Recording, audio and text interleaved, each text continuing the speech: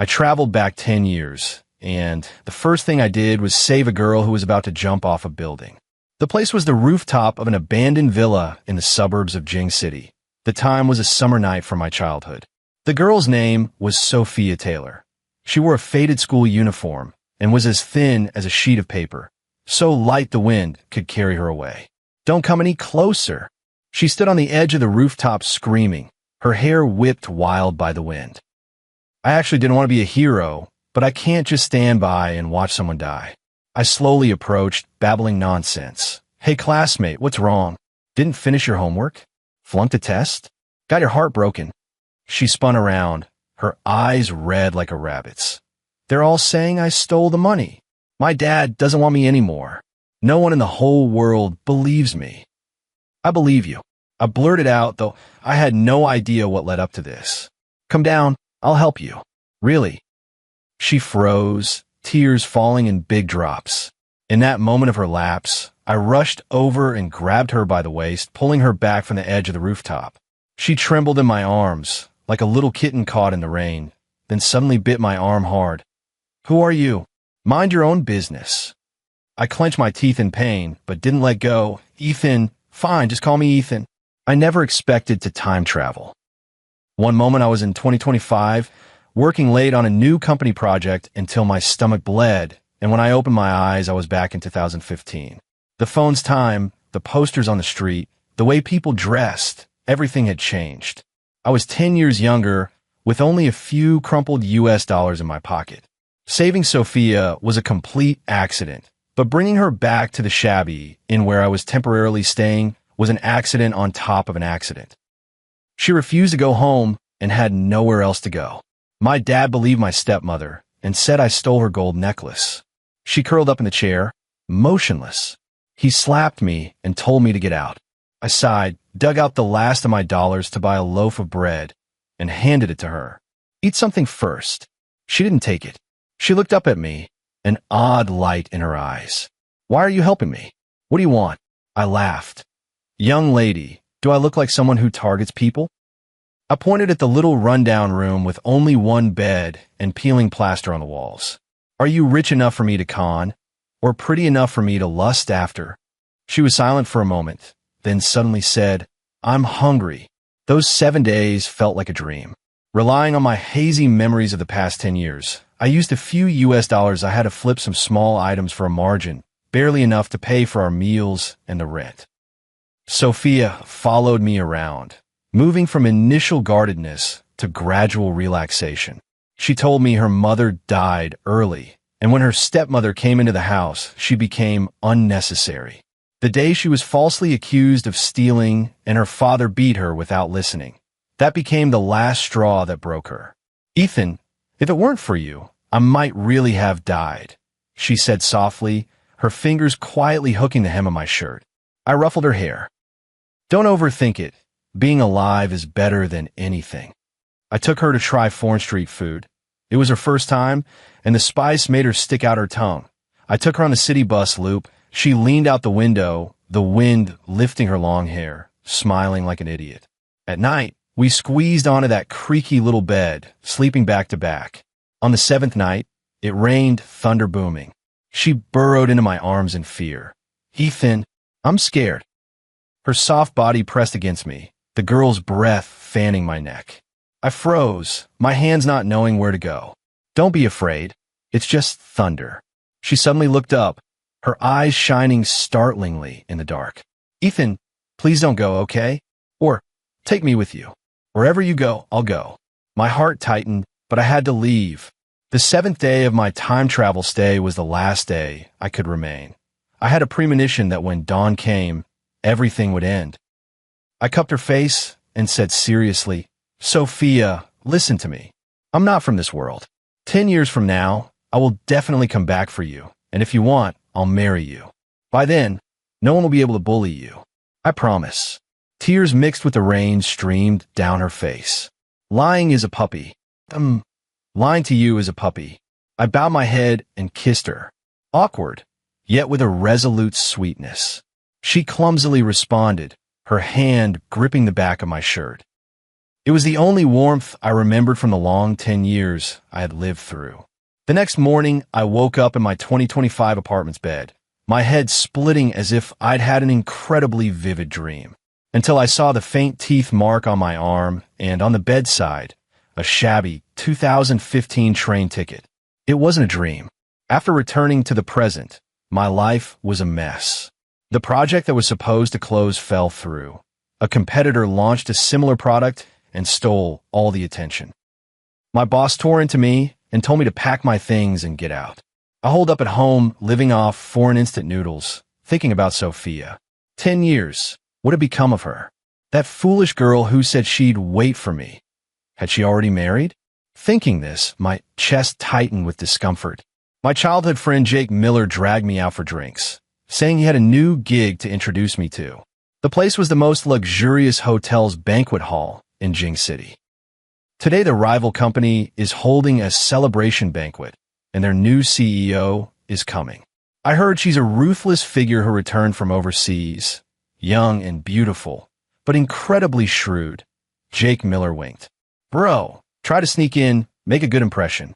I wasn't enthusiastic, but for the sake of a living, I changed into a suit that was barely presentable. The banquet hall was ablaze with lights and roaring with people. I held a glass of wine and hid in a corner, scheming how to start a conversation. Then the lights on the stage came up.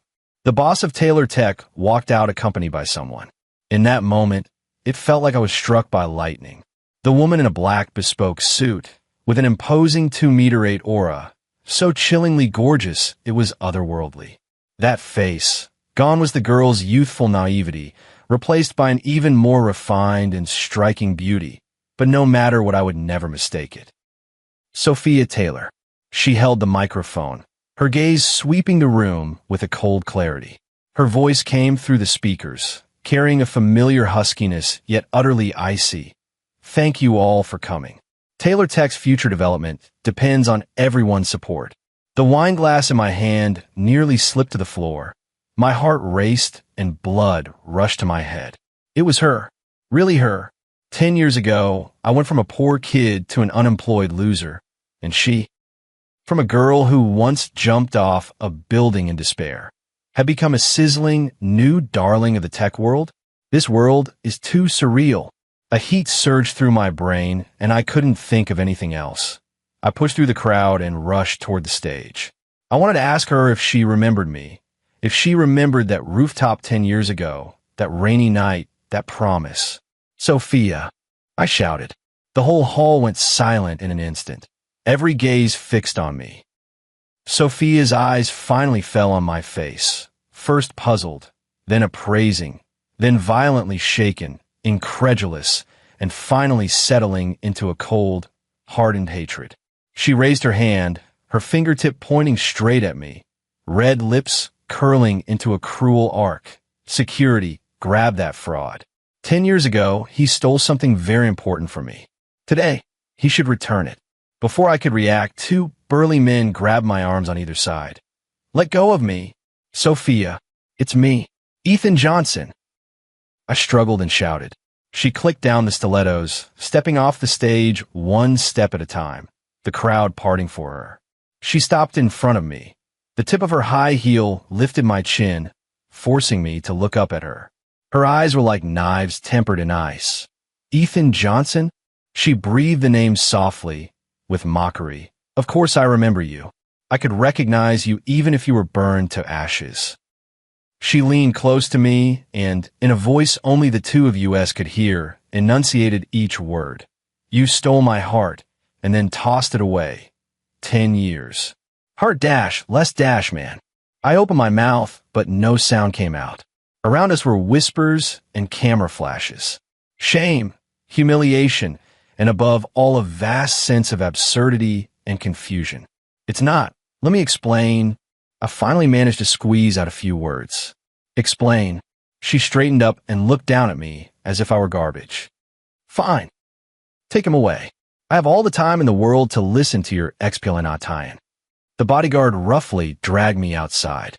The last thing I saw was her cold, heartless profile, a far cry from the trembling girl in my arms on the rooftop 10 years ago. They shoved me into the back seat of a black Bentley, wedged between two bodyguards. Sophia sat in the passenger seat and never looked back. The atmosphere in the car was suffocating. The car finally drove into the garage of a secluded villa. They led me into a room as empty as a warehouse, with no windows and only a single chair. Sophia dismissed the bodyguards, and the door clicked shut behind her. She took off her suit to reveal a silk slip dress underneath that traced her mature curves. She walked up to me, folded her arms, and said, "Speak. 10 years. Give me one reason not to kill you." I looked at her, 1,000 words lodged in my throat. I time traveled. When I said that, even I felt like I was talking nonsense. Sure enough, she laughed, cold to the bone. A time travel? Ethan, you'd be better off saying you went to save the world. That'd be more believable. It's true. I went back 10 years, saved you, and then 7 days later, I was thrown back to the present. I didn't want that either. I tried to make her believe me. Didn't want to. She suddenly got worked up, her eyes instantly reddening. Do you have any idea how long I've waited for you? A day, 2 days, a month, a year. I believed you'd come back like an idiot. I looked for you everywhere, but you vanished as if you'd evaporated. Left nothing behind. I almost died again, do you know that? It felt like someone had stabbed me in the chest. I'm sorry. Sophia, I'm sorry. Besides apologizing, I didn't know what else to say. What's the use of apologizing? She shoved me away violently, turned around, her shoulders trembling slightly. When she turned back, the tears had already been wiped away, leaving only viciousness. Fine, a time travel, huh? I'll give you the benefit of the doubt. Then tell me, why 10 years? Why did it happen now? I was speechless. I don't know. The time travel wasn't under my control. Not under your control, she repeated, her eyes growing darker. All right, even if you were helpless, during these 10 years, in your time, did you look for me? Did you think about me? Yes. I thought about you the whole time. This was true. For the 2 months since I came back, she had been on my mind constantly. Miss me? She sounded like she'd heard the biggest joke in the world. She walked to the wall and pressed a switch. An entire wall of screens lit up, displaying everything I've done since I came back 2 months ago. Job hunting and failing, moping at home, even buying 4 instant noodles at a convenience store. You miss me by living like a waste? My face burned. All my privacy laid bare, nowhere to hide. No, I just need time. My defense sounded pale and weak. She stepped in front of me, lifted her hand, and lightly stroked my cheek, the gesture oddly tender while her eyes were like a viper's. Ethan, I'll give you time. Starting today, you live here. Use your actions to give me a proper explanation. If your explanation doesn't satisfy me. Her fingers slid down and gripped my throat, applying a little pressure. I won't mind sending you back myself, in the form of death. That's how I was effectively placed under house arrest. The room had a bathroom and a bed.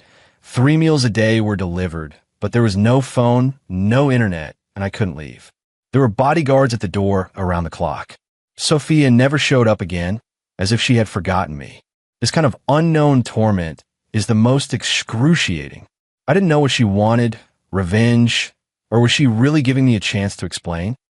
Not until the 3rd night did the bedroom door open. Sophia walked in, a faint smell of alcohol on her. She had changed into a silk nightdress. Her waist was slim, her collarbones delicate, her face flushed from drinking, her gaze unfocused. She walked step by step to the side of the bed and looked at me. Ethan, I signed a big contract tonight. I'm happy. I sat on the bed, said nothing, unable to read her intentions. She suddenly leaned over, planting her hands on either side of my body, her breath hot on my face. Tell me, those things you said 10 years ago, were they all lies? Saying you'd come back to marry me. Was that just words to make me feel better, right? I didn't lie to you. I looked into her eyes and said seriously. Every word I said back then was true. She stared at me for a long time, then without warning kissed my lips. A kiss laced with alcohol, aggressive. Not the awkwardness of 10 years ago, but full of possession and punishment. My head buzzed. I instinctively wanted to push her away. Instead, she grabbed my hand, pressed it against her slender waist, their bodies pressed tightly together. Through the thin nightgown, I could feel her burning heat and heartbeat. "Prove it to me," she whispered at my lips, panting. My mind felt like it had been thrown into a ball of fire. Her kiss carried the smell of booze and a desperate madness. Not like a kiss, more like a bite. My lips hurt from the impact. My tongue tasted a trace of iron. I grabbed her shoulders, trying to push her back a little. "Sophia, you've had too much to drink." "I'm not drunk." Her eyes were wet as she glared at me, but her hands gripped my clothes even tighter. "Are you scared?" "Ethan, what happened to the courage you lied to me with 10 years ago?" She was pressed against me, her body alarmingly hot. The silky slip felt slick, and the faint perfume on her skin mixed with the alcohol to create a powerful temptation. I'm not a saint. She's the woman I've thought about for 10 years. But I couldn't take advantage of her, especially while she was not in her right mind. I used a little force to peel her slightly off me. "Sophia, look closely. Who am I?" She froze, her eyes briefly vacant, then grew fiercer. "Who are you?" "You're that bastard Ethan. The asshole who left me for 10 years. As she spoke, tears fell without warning, big, hot drops. "I hate you. I hate you to death." But her actions were exactly the opposite. Like a vine, she wound back around me, her arms looping my neck, her face buried in the hollow of my throat. Warm liquid instantly soaked my skin. "But I still miss you so much." Her tear-tinged murmurs, like a needle, stabbed the softest part of my heart. All my resistance drained away in that moment. I sighed and reached out, gently patting her back. I know. I'm sorry." She slowly quieted in my arms, only faint sobs remaining. After a while, her breathing became even and long. She fell asleep. I looked at her sleeping in my arms, my emotions tangled like a mess. I truly hated her, and I truly missed her. This realization made my heart ache and swell. I carefully laid her flat on the bed and tucked the blanket around her. Asleep, she had shed all her defenses. Her brows were slightly furrowed, tears still clinging to the corners of her eyes. Vaguely the same insecure girl from 10 years ago. I sat on the edge of the bed and watched her for a long time. Finally, I bent over and very lightly kissed her forehead. "This time, I won't disappear again," I whispered, whether she could hear me or not. I got up intending to sleep on the nearby sofa, but my hand was caught. She wasn't awake. She was unconsciously clutching a few of my fingers, gripping tightly, as if afraid I'd run away. I tried to pull free, but couldn't, so I lay down beside her in my clothes. The bed was large. I tried to keep my distance, but she turned over and naturally rolled into my arms, finding a comfortable position and staying still. Warm and fragrant in my embrace, my body went rigid. I didn't dare move. My nose was full of the scent of her hair. That night was destined to be sleepless. In the morning, I was woken by sunlight. My arms felt empty. Sophia was gone.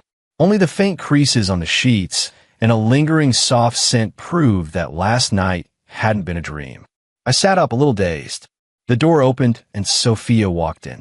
She had changed into a sharply tailored skirt suit, her hair meticulously pinned up, her makeup immaculate, and her gaze cool and distant, completely different from the vulnerable, clingy, drunken version of her from last night.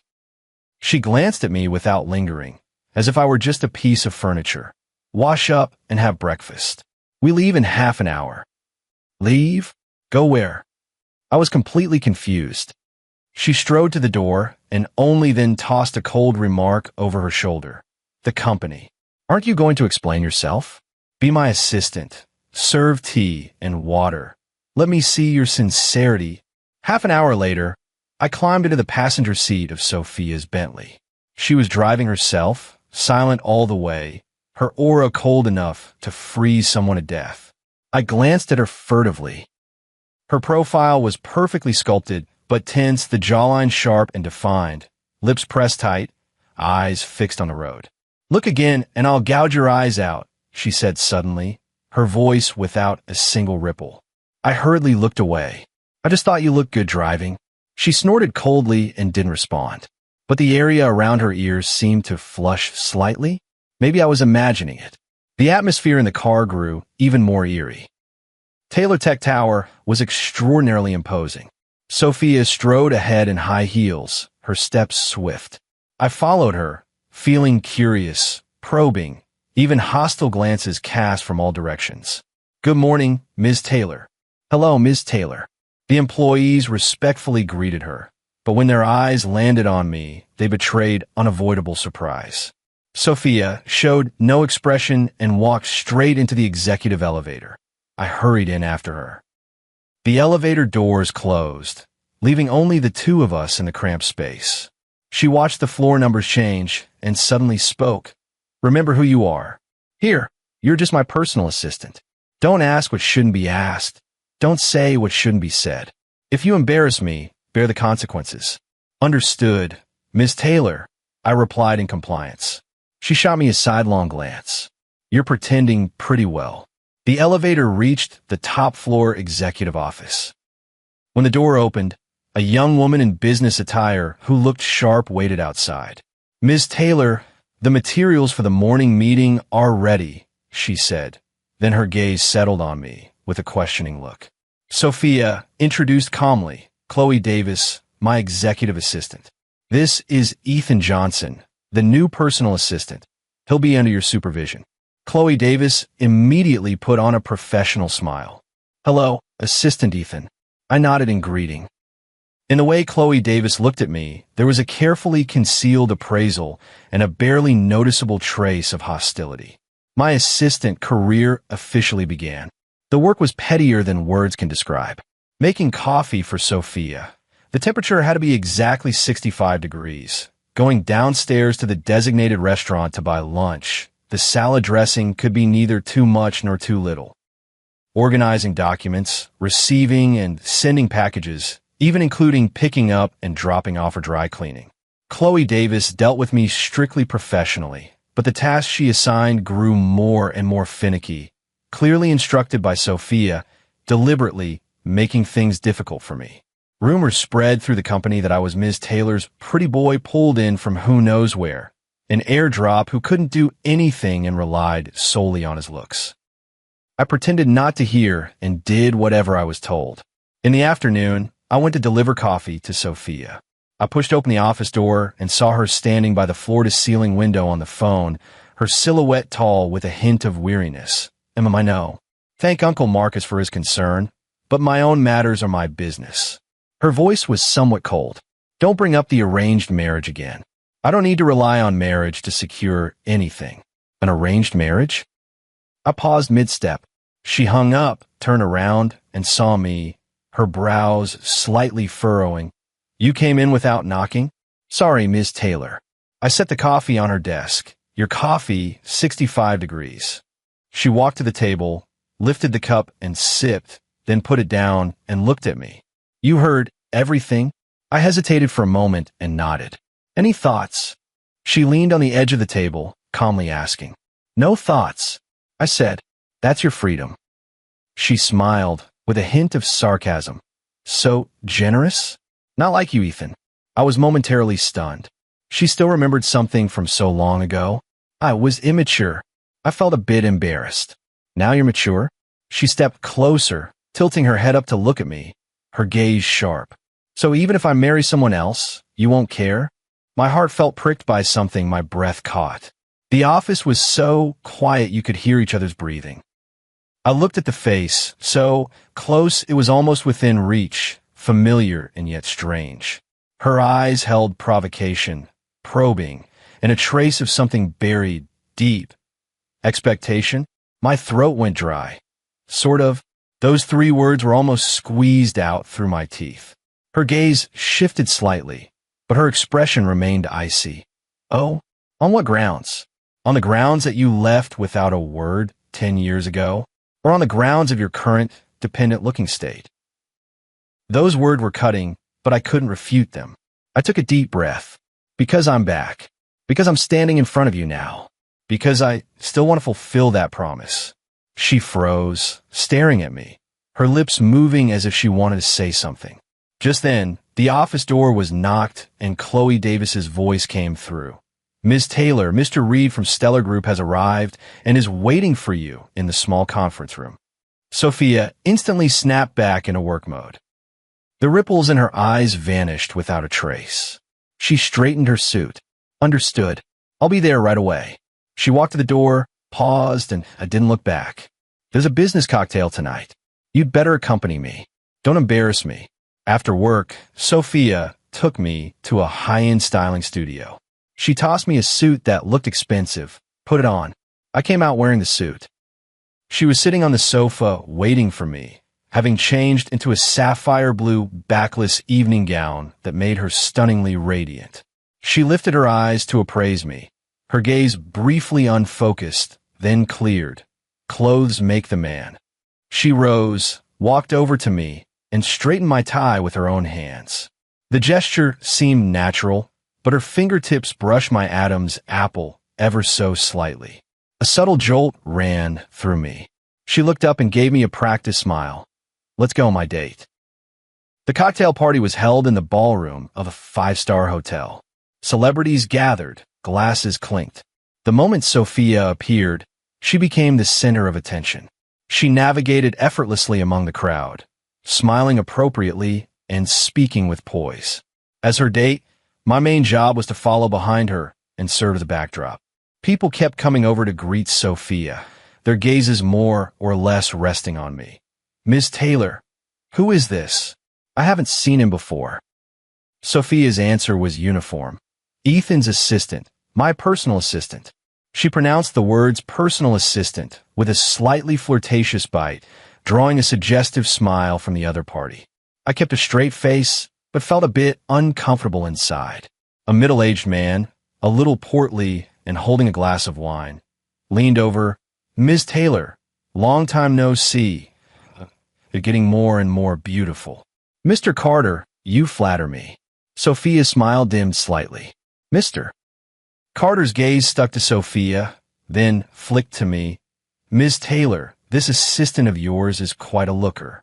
If I didn't know any better, I'd think she was a celebrity." He said this while feigning a casual reach to pat Sophia's shoulder. I instinctively stepped forward half a pace, just closing off his hand.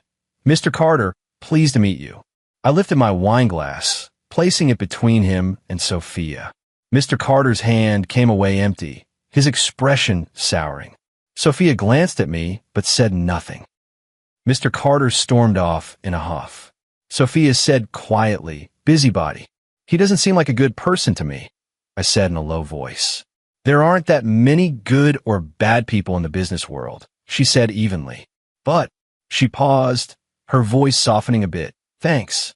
The little bit of displeasure I felt vanished in an instant. Halfway through the cocktail party, Sophia seemed a little tired and went out to the terrace for some air. I followed her.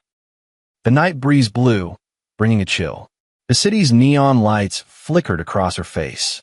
She leaned against the railing, her silhouette looking a bit frail. I took off my suit jacket and draped it over her shoulders. Her body stiffened slightly, but she didn't refuse. "What is the assistant responsible for this too?" "It's cold," I said. We were silent for a moment. She suddenly spoke, her voice very soft, like talking to herself. "Sometimes I feel so tired. Everyone's watching you, scheming, trying to get something from you. Even the so-called concern has an agenda." I know she was referring to the marriage of convenience mentioned on the phone and to the polite evasions at the party. "You don't have to work so hard." "Not work hard." She let out a light, self-mocking laugh. "How can I not be tired? Do you expect someone who's been absent for 10 years to suddenly show up and shield me from the wind and rain?" I had no reply. After a moment, I said quietly, "But I'm here now, aren't I?" She snapped her head around to look at me, her eyes startlingly bright in the night, angry, hurt, and carrying even more complicated things. "Ethan, how can you say that so easily? 10 years, not 10 days. Do you know how I spent those 10 years? I carried everything on my own, all the way to today. And now you float in with a casual, 'You're here,' and think that erases everything." Her emotions suddenly spiraled out of control, tears welling in her eyes. My heart ached badly. I reached out to wipe her tears. She snatched my hand away forcefully. "Don't touch me." She tore off her suit jacket and shoved it back into my arms. "Put away your cheap sympathy. Ethan, I won't believe you anymore. Never again." Having said that, she turned and strode back to the banquet hall, her silhouette resolute. I stood frozen, holding the jacket that still carried her warmth and scent, my chest feeling as if a huge stone had been placed on it. The night wind blew. It was a little cold. Sophia completely treated me like air. At the company, she no longer instructed me to do anything, not even glance in my way. Chloe Davis's looks toward me, however, held a bit more schadenfreude. I was utterly marginalized, spending my days idle in the assistant's room like a transparent person. This deliberate ignoring was more painful than the previous harassment, like a dull knife cutting flesh. I knew she was punishing me in this way, using indifference to push me further away. At night, I was still sent back to that cell, but I could no longer hear her footsteps or smell her presence. The vast emptiness and despair almost swallowed me. I lay on the bed, staring at the pale ceiling. The scene from that rainy night 10 years ago and her cold eyes now flashed before me in alternation. What if I hadn't made that promise back then? What if I hadn't traveled back and provoked her? Would she be better off now? At least she wouldn't be like this, tangled by the shadows of the past, becoming moody and full of hatred. A mad and selfish thought took root and began to grow in my mind. Since the first time I traveled back, I couldn't control it. What if I could go back once deliberately? Return to 10 years ago, when our relationship was at its deepest, and I would personally cut it all off. Better a short pain than a long one. Let her hate me decisively. It's preferable to this mutual torment. Once this idea appeared, it could not be suppressed. I didn't know how to trigger the time travel on purpose, so I could only gamble. I recalled my state before the first travel. Exhausted, desperate, filled with powerlessness about life. My current state was alarmingly similar. I concentrated all my thoughts on that time 10 years ago, on Sophia's face, on ending it. Send me back 10 years. Let me correct this mistake. I repeated in my mind over and over like the most devout and desperate prayer. I don't know how long passed before my consciousness began to blur. The familiar sense of weightlessness struck again. When I opened my eyes, scorching sunlight, the noisy cicadas, and the familiar mildew smell of the shabby inn greeted me. I'm back, really back. 10 years ago, the 7th day of the time slip in the afternoon. Outside, the sky was gloomy, stifling and windless, a storm about to break. Sophia wasn't in the room. A half glass of water sat on the table, and a note she'd left me, the handwriting delicate. "Ethan, I'm going to buy something to eat, be back soon. Wait for me," with a little heart doodled at the end. I stared at that note, my heart gripped tight by an invisible hand, aching so I couldn't breathe. Today, just a few hours from now, I will vanish. And now, I have to personally snuff out the light that has just kindled in her eyes. The door creaked open. Sophia came in carrying 2 plastic bags, tiny beads of sweat on her forehead. "Ethan, I bought buns and the soda you like." Her face wore a bright smile, like a breeze that dispersed the room's sultriness. But that smile pricked me like a needle in the heart. She put down her things and naturally leaned in, trying to kiss my cheek. I instinctively turned my head to dodge. Her movement froze, smile stiff on her face. "Ethan," I took a deep breath, forcing my heart to harden, and looked at her with the most unfamiliar expression. "Sophia, we need to talk." She seemed to sense something, the color draining from her face little by little. "Talk about what?" "Let's end this here," I said, my voice rough like sandpaper. "These past few days, just pretend it was a dream. Now it's time to wake up." She stared at me in disbelief, her lips trembling slightly. "You're joking, right?" "Ethan, this joke isn't funny at all." "I'm not joking." I cut her off, my tone as calm as possible, but with a cruel finality. "I'm sick of it. 7 days of playing along is enough. You should go back to your own life." Play, she repeated the word, and her eyes instantly reddened. So the 7 days you spent with me were just play? I turned my face away, not daring to meet her eyes. Otherwise, what did you think it was? Did you think I would actually fall for a girl with nothing and a tendency to jump off buildings? Don't be ridiculous, Sophia. We're adults. It was all a fling. Every word she spoke felt like she was dismembering me. She stood there, her body beginning to tremble, tears welling up soundlessly and trailing down her pale cheeks. Just for show. She murmured, suddenly as if all her strength had been drained, collapsing into the old chair beside her. So, when you said you'd marry me, that was a joke too? She lifted her head, looking at me through blurred, tear-filled eyes, a final faint glimmer of hope still lingering there. That glimmer felt like a red-hot iron searing my chest with pain. I hardened my heart and forced out a mocking laugh. Those kinds of words that placate little girls. Do you really believe that? Sophia, you're too naive. That last flicker of light in her eyes was completely extinguished. She no longer cried. She just stared at me, her gaze terrifyingly hollow. She was like a beautiful porcelain doll that had suddenly lost its soul. Outside, a thunderclap exploded and the rain came down in sheets. All right, I understand. After a long while, she said softly, her voice drifting like a wisp of smoke. She slowly stood up and, without looking at me, staggered toward the door. Sophia. I couldn't help calling after her. She stopped at the doorway, not looking back. Her thin figure seemed so lonely in the downpour. It's raining outside. Wait for it to stop before you leave. I heard my own dry voice. She gave a low laugh, full of endless desolation. No need. This rain is nothing compared to the cold in my heart. After saying that, she opened the door and, without looking back, rushed into the pouring rain. The door slammed shut, cutting off the sound of the rain, and cutting her off from me. I felt as if all my strength had been sucked away and collapsed to the floor. There was a hollow ache where my heart was. I knew I had succeeded. I had pushed her away with my own hands, severing every possibility between us. That way, her 10 years from now wouldn't remember me, wouldn't suffer because of me. But why did it hurt so much? It hurt as if I were dying. Consciousness began to pull away again. The after effects of the second time slip were stronger. My head felt like it would split. Before I blacked out, I seemed to see Sophia 10 years later, standing in a pitch-black void, looking at me coldly. Her gaze was even more despairing and icy than the Sophia from before, filled with a world-destroying hatred. Ethan, you once again abandoned me. I jolted awake. Why was I still in a room where I was being held? But the atmosphere was completely different. The air was filled with a faint, dangerous perfume.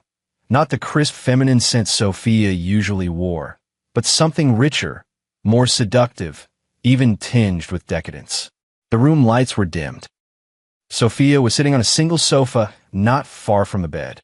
She had changed into a black spaghetti strap evening gown, the skirt slit to reveal pale, long legs. She held a glass of red wine and gently swirled it. Her makeup was heavier than usual, lips like blood, eyeliner winged upward, adding a few degrees of seductiveness and danger. She watched me wake, and the corner of her mouth curled into an ambiguous half-smile. Her eyes were as deep as a frozen pool with no bottom. Awake? Her voice was languid and husky, with an indescribable magnetism. My heart tightened. The Sophia in front of me was completely different from the one at the party that night, and from any Sophia I had ever known. She exuded an almost uncanny aura, calm, yet chilling to the bone. Sophia, till my throat went dry. She took a sip of wine, stood up, walked step by step to the bedside, and looked down at me. Her fingertip lightly traced my cheek, cool to the touch. This is the second time, Ethan. You travel back just to tell me you're breaking up with me? Impressive. It felt as if all the blood in my body froze instantly. How did she know? Surprised. Sophia laughed softly, her fingers sliding to my neck, lightly stroking the spot on my pulse. Do you think traveling through time can change me into someone who loves you? Every time you go back and alter the past, You leave ripples of memory in me in this timeline. Especially such a dramatic breakup. I froze on the bed, unable to move. So, what I just did that rainy day, my cruel hurt to the fragile her from 10 years ago, the her in front of me, all of it, remembered? Double memories, overlaying? The pain of being dumped 10 years ago, and the anger of being abandoned by me 10 years later. I couldn't even imagine what kind of shock that would be. Do you know? She sat up straight, her gaze suddenly turning fierce, and grabbed my collar. I looked at you, with the face I cared about most, and you said such cruel things to me. I watched the me from 10 years ago get thrown away by you like garbage. Her breathing became rapid, her chest heaving, eyes swirling with intense pain and hatred. Ethan, you successfully completely dirted me. No, Sophia, I just didn't want you to be that hurt in the future. I tried to explain, but my words were incoherent. Shut up. She cut me off sharply, her eyes wild. Don't want me to suffer? Then do you feel my pain now? She suddenly poured the remaining red wine in a glass over my head. The icy liquid ran down my hair and cheeks, staining the sheets red. For the past 10 years, I clawed my way up, telling myself to become strong. I thought I was invulnerable. So why the hell did you come back? Why remind me like this how worthless and ridiculous I once was? She threw the glass away. The sound of shattering glass was particularly harsh in the silence. Looking at my disheveled self, she suddenly laughed, tears spilling from her eyes. The laugh was bleak and desperate. Fine, Ethan. Didn't you want to atone? Didn't you want me to be okay? Then use yourself to pay me back. After she said that, she began to unfasten the strap of her slip dress. The thin black strap slipped down, revealing a large patch of pale skin. Alarms rang in my head. Sophia, don't do this. I tried to stop her, but she pushed me down onto the bed. She straddled me, using her body to hold me down. Her eyes were full of a desperate, wreck-it-all madness and resolve. What? Is this not what you wanted? The things we didn't finish 10 years ago, we'll make up now? Or, she leaned close, her red lips nearly touching mine, her voice tempting and cold. Do you think I'm dirty? No. I grabbed at her struggling hands, my heart clenching in pain. I've never thought you were dirty. It's me who's the bastard. I'm the unworthy one. Right, you're unworthy. She stared at me, and finally couldn't hold back her tears. They fell onto my face, scalding. But I just can't forget you. I'm just pathetic. She freed her hands from mine, lowered her head, and bit hard down on my collarbone. It hurt, a sting of punishment and release. I didn't push her away. If this could make her feel a little better, if this could let her vent the hatred and pain in her heart, I would bear it. However, the further chaos I had expected did not occur. She suddenly froze, only her shoulders trembling slightly, a suppressed sob sounding softly. The frantic, alluring force she had been forcing up just moments ago collapsed in an instant, revealing the wounded, fragile core beneath. I cautiously reached out, gently wrapped my arm around her, just like on that rainy night 10 years ago. Cry. It'll make you feel better, I said hoarsely. She cried even harder, as if she wanted to weep out all the grievances and pain of the past 10 years. After a long time, the sobbing gradually turned into faint sniffles. She lifted her head in my arms. Her makeup was smeared, her eyes swollen like peaches. She looked a little disheveled, yet somehow far more real than that alluring guise from before. Ethan, her voice thick with nasal sound. My heart hurts so much like it's going to die. I cupped her face, my thumb wiping away her tears. I know, I'm sorry. It's all my fault. She looked at me, her expression complex. Hatred, grievance, and a faint, barely noticeable dependence. This time, are you still going to leave? I shook my head, utterly certain. I'm not leaving. Even if you beat me with a stick, I'm not leaving. Liars are puppies. Lying is for puppies. I held her, sleepless all night. Near dawn, watching the pale light of the window, I lowered my head and gently kissed her. Sophia, whether you want it or not, I'll give you this life. Extra one. When Sophia found Ethan, he had just finished playing basketball, wearing a school uniform faded from washing, coming out of the snack shop with several boys with their arms around each other. Sunlight fell on his sweat-damp hair, his eyes clear, his smile a little foolish. He was a complete contrast to the man she remembered who had held her on the rooftop, whose gaze carried a weariness and gentleness beyond his years. She sat in the car, watching him through the window. Her heart pounded wildly in her chest, then sank little by little. She had people check for a long time. This name, this age, this city, there was only one Ethan Johnson. She got out of the car and walked up to him.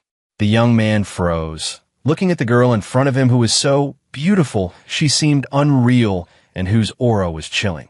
He stepped back half a pace instinctively. Are you looking for me?" Sophia said nothing, just stared hard into his eyes, trying to find even the slightest trace of familiarity. There was none, only the youth's bewilderment and wariness. Her throat tightened. "Do you know me?" The boy shook his head, eyes puzzled. "Don't know him." "Who are you?" At that moment, Sophia heard the sound of something shattering. It wasn't him. The Ethan she was looking for wasn't this green, storyless shell. The person she'd spent so much effort to find was only a misaligned shadow, sharing the same name. Afterwards, she secretly watched him a few more times. Saw him worried over exams, saw him passing notes to the girl in the next class, saw him living vividly and ordinarily in the sunlight. That wasn't her Ethan. Her Ethan existed only on that stuffy rooftop, in that rundown motel with the sound of rain, like a dream too vivid that only she remembered. She stopped searching for that boy. She poured all her energy into work to numb herself. She thought perhaps what she had been waiting for was never a specific person, but a promise that only she remembered and an embrace lost to time.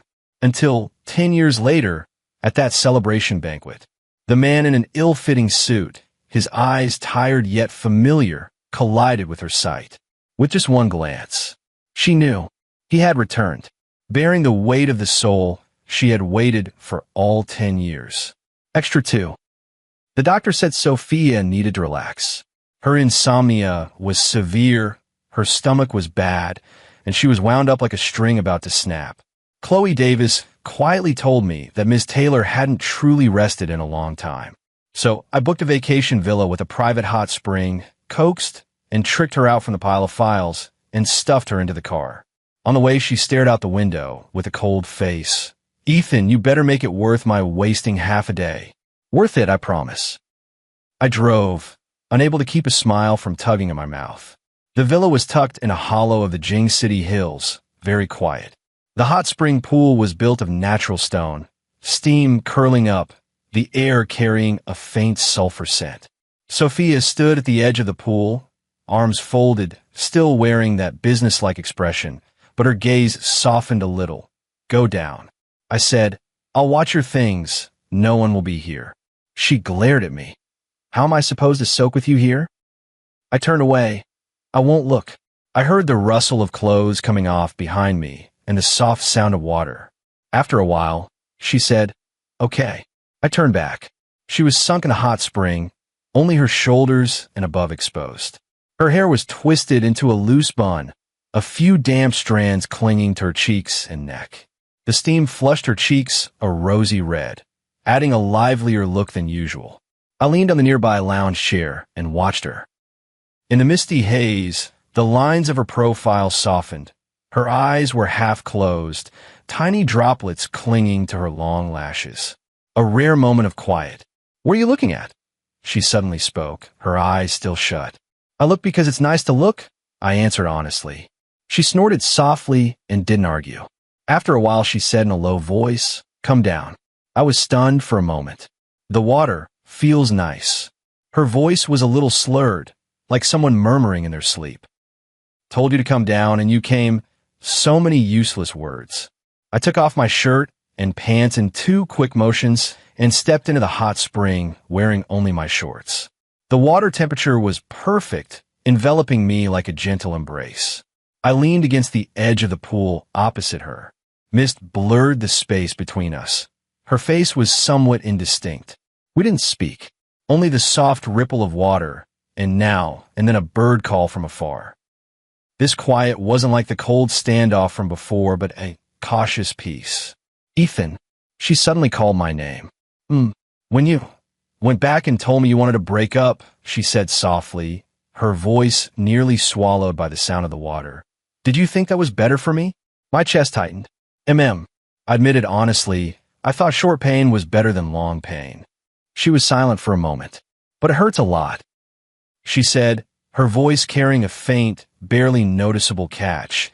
It hurts more than you leaving without telling me. The hot water seemed to cool instantly. I felt a heavy ache in my chest. I'm sorry. Beyond that, I didn't know what else to say. I know you meant well. She stirred the water gently. But for now on, don't make decisions for me anymore, okay? Whether it hurts or not, I'll choose for myself. I looked at her figure soaking in the water, so frail, yet so resilient. Okay. I promised solemnly, it will never happen again. She became quiet again, but the atmosphere felt different. Something soft drifted in the steam. I slowly edged toward her. The ripples followed my movement, gently slapping the stone wall. She didn't move or dodge. She just watched me approach, until there was only an arm's length between us. I could clearly see her eyes, damp from the heat, and her slightly parted red lips. Sophia. I called her softly. What? She replied, her voice a little hoarse. I didn't speak. I just reached out and lightly touched the back of her hand that was soaking in the water. Her fingers curled briefly, but she didn't pull away. The hot spring water was very hot, but her fingertips felt a little cool. I slowly took her hand. Small, soft, it trembled slightly in my palm. She lowered her eyes, not looking at me, but the roots of her ears were vividly flushed, whether from the heat or something else, I couldn't tell. I applied a little force and drew her closer to me. The ripples swelled, and she leaned in with emotion. Her warm body brushed against me, faint yet certain. The last bit of distance between us vanished. I could smell a faint fragrance on her, mixed with the scent of the hot spring. I could feel her slightly quickened breath brushing against my collarbone. I raised my other hand and gently cupped her cheek. She finally lifted her eyes to look at me. Her eyes shimmered with moisture. Confusion, hesitation, and a desire buried deep within. Is this okay? I asked hoarsely, my thumb tracing her jawline. She didn't speak. She simply closed her eyes and tilted her face up slightly. A silent invitation. I lowered my head and kissed her. The moment our lips met, we both trembled. The warmth of the hot spring seemed, through that kiss, to flow into every limb. Her lips were soft, carrying a faint mineral tang unique to the spring and her own subtly sweet scent. At first it was just gentle contact, exploratory like a butterfly alighting. Then I couldn't help deepening the kiss. My tongue traced the shape of her lips cautiously, then tentatively slipped in. She made a muffled sound, didn't refuse, and instead parted her mouth a little. The kiss became wet, deep, infused with the spring's warmth and the haze of its steam. Kissing in the water felt strange. Our bodies floated as if weightless, all sensations focused between our touching lips and teeth. The buoyancy made her lean into me more easily. My hands naturally circled her waist, pulling her into my arms. At some point her arms had gone around my neck and her fingers were buried in my soaking hair. We were like two entwined strands of aquatic plants, clinging to each other in the warm current. The kiss lasted a long time, long enough that we both began to have trouble breathing and only then parted slightly. Foreheads pressed together, breaths mingling, carrying a burning heat. Her cheeks were flushed, her gaze hazy, her lips swollen from the kisses and glistening with water. Liar, she muttered softly, her breath unsteady. You said we were just coming to soak in the hot springs. I chuckled low, nuzzling her with my nose. I lied. I'm a little dog. She couldn't help laughing too, lightly punching my shoulder.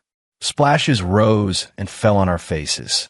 I looked at her smile, and my heart melted to mush. It felt as if the iceberg that had spanned the past 10 years had finally been eroded at one corner by the hot spring water. Does it still hurt? I asked quietly. She shook her head and buried her face in the hollow of my neck. Much better. The water gently enveloped us. No hatred, no resentment, no shadows of the past. Only the warm spring water and the person in my arms who had been lost and found. It felt like returning to the beginning. That summer when there was nothing else but each other. Extra 3. I get jealous of myself. I looked at Sophia on the bed, curled up like a shrimp with her back to me, and sighed. Here's what happened. My unreliable time travel ability has been acting up again lately, like it's on the fritz. Maybe out of guilt, maybe wanting to make amends. Every time I go back, I try desperately to be good to Sophia of that time. When I went back to when she was isolated in college, I pretended to be her cousin and went to her dorm to offer comfort, scaring off the gossiping girls. When I went back to her first failed startup and found her sobbing on the curb, I ran into her by chance and treated her to a warm meal. I thought this should win me some credit, right? Instead, when I returned to the present, what greeted me was not gratitude, but Sophia's icy stare. Fine, Ethan, she mumbled into the pillow, her voice tinged with a sourness. You're really good at playing the caring type. Pretending to be your cousin? Why didn't you just say you're a long-lost father? I scooted to the edge of the bed, trying to tug at her shoulder. Sophia, let me explain. Don't touch me. She yanked my hand away and turned over, her eyes red as she glared at me. The look was exactly like catching someone in bed with another. I only did it because I felt sorry for her. Poor thing.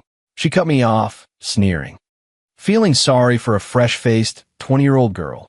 Are you? Showering her with money and comfort. Ethan, didn't you try to get her contact info? My scalp went numb. This jealousy, it's time and space disoriented. Isn't that you? I tried to reason. That wasn't me. She sat up, grabbed a pillow, and hugged it, like a sulking child. That was 20-year-old Sophia. Naive, easy to fool. Give her a candy, and she'll follow you anywhere. The more she spoke, the angrier she became, her eyes reddening. Do you think I was better back then? Not like now, always bringing up old grievances with you, with such a bad temper. I froze. So it wasn't jealousy. It was fear. Fear that the version of herself, worn sharp and a little paranoid by 10 years of hardship, couldn't measure up to the her in his memory. Fragile, but simpler. My heart ached and softened. I reached out and without asking scooped her up along with the pillow into my arms. She struggled a couple of times but didn't break free, so I held her. Her face remained stubbornly turned to the side. Idiot. I bent down, my chin brushing the top of her head. 20-year-old Sophia is a girl who needs protecting. I tightened my arms, drawing her in closer. 30-year-old Sophia is a warrior who stands shoulder to shoulder with me, impervious to blades. Her body stilled slightly. I ache for the 20-year-old you like I would for the child version of myself who fell and scraped a knee. But the one I love, I lean close to her ear, enunciating each word clearly, is the you of now, the one who gets mad at me, gets jealous, makes me hurt and hate, and yet never quite let go. The whole you. The person in my arms went quiet. After a long moment, she mumbled, "Really?" More real than gold. I turned her face toward me, so she could look at me. Without those pasts, you wouldn't be who you are now. And I love all of you, including the parts you think are bad. Her eyes were wet. She looked at me for a long time, then suddenly opened her mouth and bit my arm. Not too hard, not too soft. Yikes, you're a dog. Seal it. She let go, looking at the faint tooth mark with a little pride and a little embarrassment. From now on, only be good to the present me. I looked at her finally sunlit face and felt a huge weight lift off my chest. Okay, I'll only be good to you. I bent down, kissed the new bite mark, then kissed her forehead. But then again, I couldn't help teasing her. You eat your own jealousy, Miss Taylor. Isn't the capacity of your jealousy jar a bit astonishing? Her face flushed. She grabbed a pillow and pressed it against my face. Ethan, shut up. There, soothed, although the method was a bit of an arm workout. But watching her eyes light up again, I thought that occasionally slipping back to the past to send some warmth to her younger self. Maybe that's not impossible. As long as I remember to come back and love who she is now. George, I've got good news and bad news. Which do you want to hear first? I put down my paintbrush and looked at my friend Frank. He stood at the studio door with a mysterious air, his face a mix of nervousness and excitement. Let's start with the bad news. After all, I've gotten used to it these past 3 years. Your painting, Eternity, just sold for a sky-high price. Over $6 million. I frowned. How is that bad news? Frank chuckled. Because it's actually part of the good news. The bad news is, buddy, you might need to see a psychiatrist. What do you mean? A woman who looks exactly like Mary showed up at your art exhibition. I almost thought I was seeing a ghost. The paintbrush slipped from my hand and fell to the floor, splattering paint across the unfinished canvas. Mary, my late wife, died 3 years ago after accidentally falling off a cliff. I watched with my own eyes as her body was pulled from the water. In that moment, my world completely collapsed. Stop joking around, Frank. Why would I lie to you? She even left this. Frank handed me a note, with an address and a time written on it. My hand trembled slightly. The handwriting was exactly the same as Mary's. That night, I waited until midnight at the designated cafe. Just as I was about to leave, a familiar figure appeared at the door. Mary? No, it couldn't be her. But every gesture of that woman, from the tips of her hair to her fingertips, was a shadow of Mary. George, it's been a long time. She sat across from me, and the familiar voice nearly made my heart stop. Who are you? I struggled to remain calm. I'm Mary, your wife. She smiled and reached out her hand. There was a scar on her palm, the mark Mary got when she accidentally cut herself on glass at 15. Impossible. Mary is already dead. She laughed softly. That was just an accident. I fell off the cliff and was saved by a reclusive old doctor. I lost my memory from the injuries and only recently remembered everything. As she spoke, tears began to fall, an expression I knew all too well, the look Mary wore whenever she felt wronged. I know it's hard to believe, but I really am Mary. I couldn't believe my eyes. The shade of lipstick Mary loved most, the faint little mole beneath her left ear, the unconscious habit of rubbing her ring while speaking. Everything was so familiar. You? Are you really Mary? She nodded and took a small box out of her bag. This is the proof. Inside the box was the first piece of jewelry Mary ever designed. A sapphire ring, the only one of its kind, never mass-produced. I brought it with me that day because I wanted to surprise you. I suddenly stood up and pulled her into my arms. 3 years of longing surged over me like a tide. I held her tightly, afraid that if I let go, she would disappear again. On the way home, she told me about her experiences over the past 3 years. She was rescued by an old doctor in the mountains, lost her memory due to a severe head injury, and lived in a remote mountain village for more than 2 years.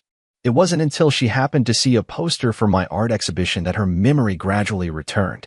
The next day, I took her to see Frank. Oh my God, it really is you, Mary. Frank stared in astonishment, eyes wide. Frank, it's been a long time. She greeted him with a smile, exactly as I remembered. Frank pulled me aside and whispered, Man, this is unbelievable, but I really believe it's her. Who else but Mary could call me by my childhood nickname so accurately? That was something only the two of you knew. A week later, Mary officially returned. We held a small welcome party for her. Her mother was so overwhelmed that she fainted, and when she woke up, she clung to her daughter and refused to let go. But that night, I noticed the first sign that something was off. Mary never ate mangoes because she was severely allergic. Yet the returned Mary absent-mindedly tasted a mango dessert and was perfectly fine. Aren't you allergic to mangoes? I asked. She paused for a moment, then quickly laughed and said, Oh, that old Chinese doctor cured my allergy. He's really amazing.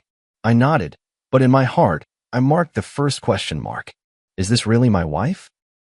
A month passed quickly, and Mary blended perfectly into our lives. She knew the location of every item in the house, remembered our shared memories, and could even accurately name friends we hadn't contacted in years. But those subtle feelings of discord kept growing. For example, the real Mary liked to listen to classical music, especially Debussy, while designing jewelry. But she would always unconsciously hum along to pop songs. Mary always habitually used her left hand to hold chopsticks, even though she knew it was wrong. She just couldn't change. But she was a standard right-handed user. The most obvious difference appeared that night when I accidentally caught her smoking in the bedroom. The real Mary hated the smell of smoke. Even when I came home from social events with a faint scent of cigarettes, she would frown. "When did you start smoking?" I stood at the doorway, my voice soft. She was clearly startled, hastily snuffing out the cigarette. This is a herbal cigarette for treating insomnia, prescribed by an old Chinese doctor." I nodded, not pressing further, but the doubts in my heart only grew deeper. The next day, I went to find Frank. "Help me check if, in the past 3 years, plastic surgery technology has advanced enough to achieve this level." Frank's eyes widened. "You mean, she's not Mary?" "I'm not sure, but there are always some things that don't add up." 2 days later, Frank brought news. High-end plastic surgery can make faces look similar, but it can't replicate the exact placement of scars or moles. And there's a limit to how well someone can imitate a voice. What if it was a twin? Frank shook his head. "Mary is an only child. We all know that." I decided not to show my feelings for now and to keep observing. A week later, Mary's mother came to my house with astonishing news. "George, Mary is going to have a baby," my mother-in-law told me excitedly. I stood there stunned. Before we got married, Mary had been diagnosed with uterine hypoplasia. The doctor had made it clear she could never get pregnant. This was our shared secret. Not even my mother-in-law knew. How do you know that?" I managed to ask. "Mary told me this morning. She said she already had a checkup. It's been 2 months." My mother-in-law happily grabbed my hand. "It's a blessing from above. Mary survived death, and now she can bring us new life." My heart sank to the bottom. This absolutely could not be Mary. That night, I dug out the hospital's diagnosis certificate in my study, which clearly stated the condition of Mary's uterus. But when I wanted to talk to Mary about it, I found her in the bedroom, excitedly discussing the decoration of the nursery with my mother-in-law. "Mary, could you come here for a moment?" I called her calmly. She followed me into the study, still wearing a blissful smile on her face. "Did you forget about this?" I handed her the diagnosis certificate. She took it and glanced at it, her face instantly turning pale. "George, I can explain." "Explain what?" "Explain that you're not Mary at all." Mother-in-law heard the commotion and walked in. "What's going on with you two?" "Mom, take a look at this." I handed her the proof. My mother-in-law read it, then looked at Mary in astonishment. "What's going on?" "Mary, you can't have children." "Of course she can," I sneered, "because she's not Mary at all." My mother-in-law's face changed dramatically. "What nonsense are you talking about?" "I can explain." She hurriedly grabbed my mother-in-law's hand. "That old Chinese doctor not only saved my life, but also cured my uterine problem. It's a miracle, truly." My mother-in-law looked at me, then at her, hesitating. "George, you're being too paranoid." My mother-in-law finally took her daughter's side. "Mary has come back with great difficulty. You should cherish her, not doubt her." "Yes, George, I know this is hard to accept, but miracles do happen." Tears welled up in her eyes. "Haven't we always wanted a child?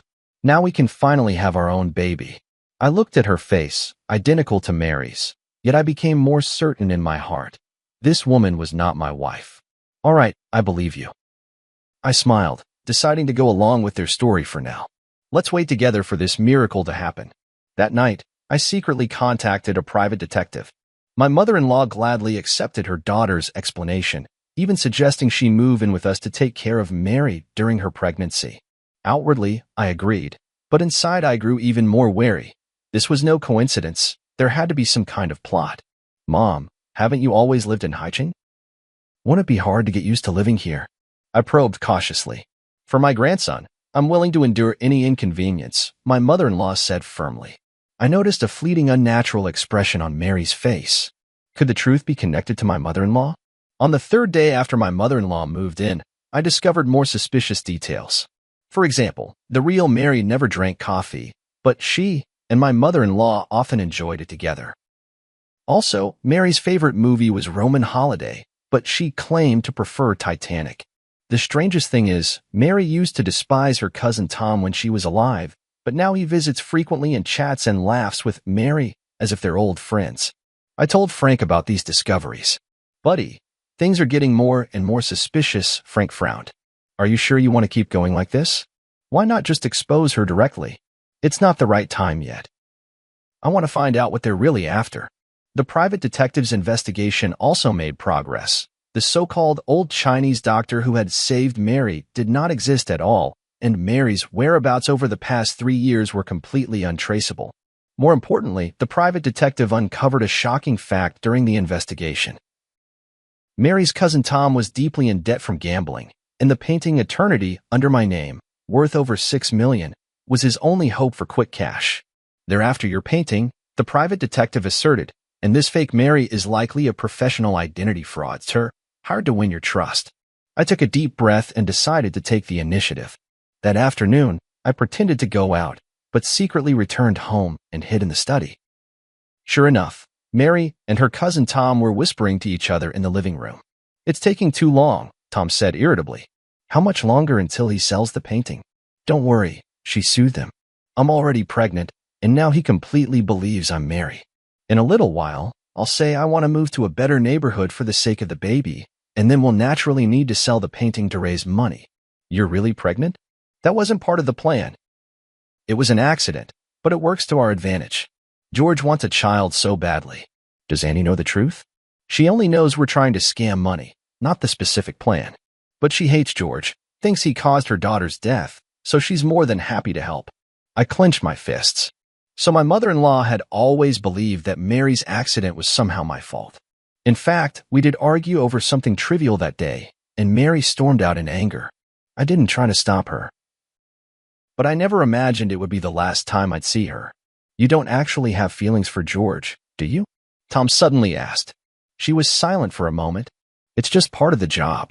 Besides, I owe you, and I won't go back on my word." "Good then. Don't forget how we're splitting the money once we get it." Their conversation confirmed my suspicions. This was all an elaborate scheme, with my eternity as the target. In the days that followed, I pretended everything was normal while secretly making preparations. I contacted the police, arranged for evidence-gathering equipment, and found the last piece Mary had left before she died, a silver necklace that had never been made public, engraved with an anniversary date only the two of us knew. 2 weeks later, my art exhibition was held as scheduled. As planned, Mary brought up the idea of moving, hinting that I could sell Eternity. I pretended to agree and said I would auction the painting on the last day of the exhibition. "This is a surprise I prepared for you," I said on the eve of the exhibition, taking out a delicate box. "To celebrate the new life we're about to begin." She opened the box in surprise, and inside was the silver necklace. "It's beautiful, thank you." She smiled as she prepared to put it on. "Wait," I stopped her. "Aren't you going to look at the engraving on the back?" She turned the necklace over, and her face suddenly went pale. "What's wrong? Don't you like it?" I asked, feigning ignorance. "No, I really like it. It's just, I'm a bit moved." She forced a smile, but didn't know how to explain that she couldn't recognize the significance of that date. "See you tomorrow. Get some good rest, and don't forget to wear this necklace." I kissed her forehead and whispered in her ear, "After all, this is your final design." Her body visibly stiffened for a moment, but she kept smiling. "Of course, I cherish it very much. Tomorrow, the truth will come to light." On the day of the exhibition, the place was packed with people. My painting, Eternity, was displayed in the most prominent spot, right next to the last batch of jewelry designs Mary had created before her death. Mary held my arm, flawlessly playing the role of my wife as always. She had even gone out of her way to wear Mary's favorite white dress and the silver necklace I had given her last night.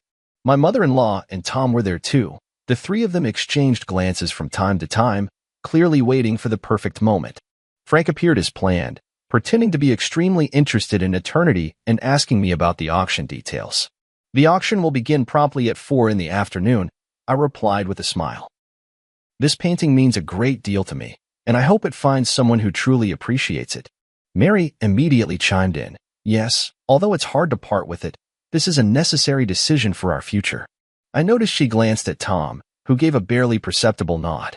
At 3:30 in the afternoon, the projector in the center of the exhibition hall lit up. This was the special segment I had arranged. "Ladies and gentlemen," I stood in front of Eternity. "Before the auction begins, I'd like to share a little story about this painting." Mary's photo appeared on the projection screen, a group picture from her last birthday party before she passed away. 3 years ago, my wife Mary died in an accident. I created this painting, Eternity, in her memory. The woman in the painting has her back to the viewer, forever gazing into the distance, symbolizing a longing I can never reach. A soft sigh rippled through the crowd. Mary stood beside me, matching my words with a sorrowful expression. However, a month ago, a miracle happened. I turned to look at Mary. My wife came back. The whole room erupted in astonishment, and many people curiously sized up, Mary. This is my wife, Mary. I took her hand and stepped forward. Back from the dead, it's truly the greatest blessing heaven could have given me. She smiled and nodded to everyone, while my mother-in-law and Tom stood by with smug expressions. However, my tone suddenly shifted. Amidst my joy, a question arose. Is she really Mary? The entire room fell silent. Mary's hand trembled slightly in my palm. So, I did some investigating. The projector switched to a set of comparison photos. On the left was the real Mary. On the right was a photo of her. They look exactly the same, don't they? But I clicked the remote, and the photo was enlarged, the details highlighted. The position of the piercing on the left ear was slightly different, the arch of the eyebrows subtly varied, and the fine lines at the corners of the eyes ran in different directions. These are details that even professional plastic surgery cannot fully replicate. Mary tried to pull her hand away, but I held on tightly. My mother-in-law and Tom also began to grow anxious, glancing toward the exit. More importantly, the real Mary has a feature that cannot be copied. I turned to Mary. The necklace I gave you last night has a date engraved on the back. Can you tell everyone what that date is? She opened her mouth, but no words came out. That was the due date of our first child, the one we lost. I spoke softly, my voice trembling with emotion. Mary designed this necklace to commemorate the baby we never got to meet. The date was our secret, only Mary and I knew. The room fell utterly silent. Mary turned deathly pale, my mother-in-law's eyes widened, and Tom had already started edging toward the door. What surprised me even more, I continued, was that the real Mary could never get pregnant due to an underdeveloped uterus. Yet this, Mary claims she's already 2 months along. I let go of her hand and took a step back. So, who are you really? A flicker of despair flashed in Mary's eyes, but she quickly regained her composure. I am Mary, it's just that old Chinese doctor. The non-existent old Chinese doctor, right? I sneered. Just like the non-existent amnesia, the non-existent miraculous recovery. I turned toward the projection screen. Let's see the truth. The screen played the secretly recorded video of her conversation with Tom, their discussion on how to swindle eternity, clearly audible. This isn't. She tried to explain, but my mother-in-law had already rushed forward. Who are you really? My mother-in-law screamed. You're not my daughter? Auntie, stop pretending, I said calmly. You know she's not Mary. You just wanted to get back at me, didn't you? My mother-in-law's face turned pale. I didn't know she was going to impersonate Mary. Tom just said he needed help to scam some money. Police. Don't move. Several plainclothes officers emerged from the crowd, blocking Tom as he tried to escape. Amid the chaos, Mary took the opportunity to shove me aside and run toward the exit. I chased after her and caught up in the parking lot. Tell me, who are you really? She finally stopped, turned to face me, tears welling in her eyes. My name is Luna. I'm an actress. Tom found me and said if I helped trick you out of a painting, he'd give me $1 million. I needed the money for my sister's medical treatment. Why did they choose me? Why Mary? She shook her head. I don't know. They gave me a lot of information, photos, videos, even your chat logs. I was just following the script. The police arrived and took her away. I stood where I was, gazing at the distant sky, my heart a tumult of emotions. Back in the exhibition hall, the crowd had already dispersed, leaving only Frank and a few police officers. It's all been cleared up, Frank walked over. Tom owed money to loan sharks and was desperate. Your mother-in-law always resented you for not saving Mary, so she helped them plan the whole thing. I walked up to eternity, gently caressing the back of the woman in the painting. Mary, I can finally give you an answer. The police left with the evidence.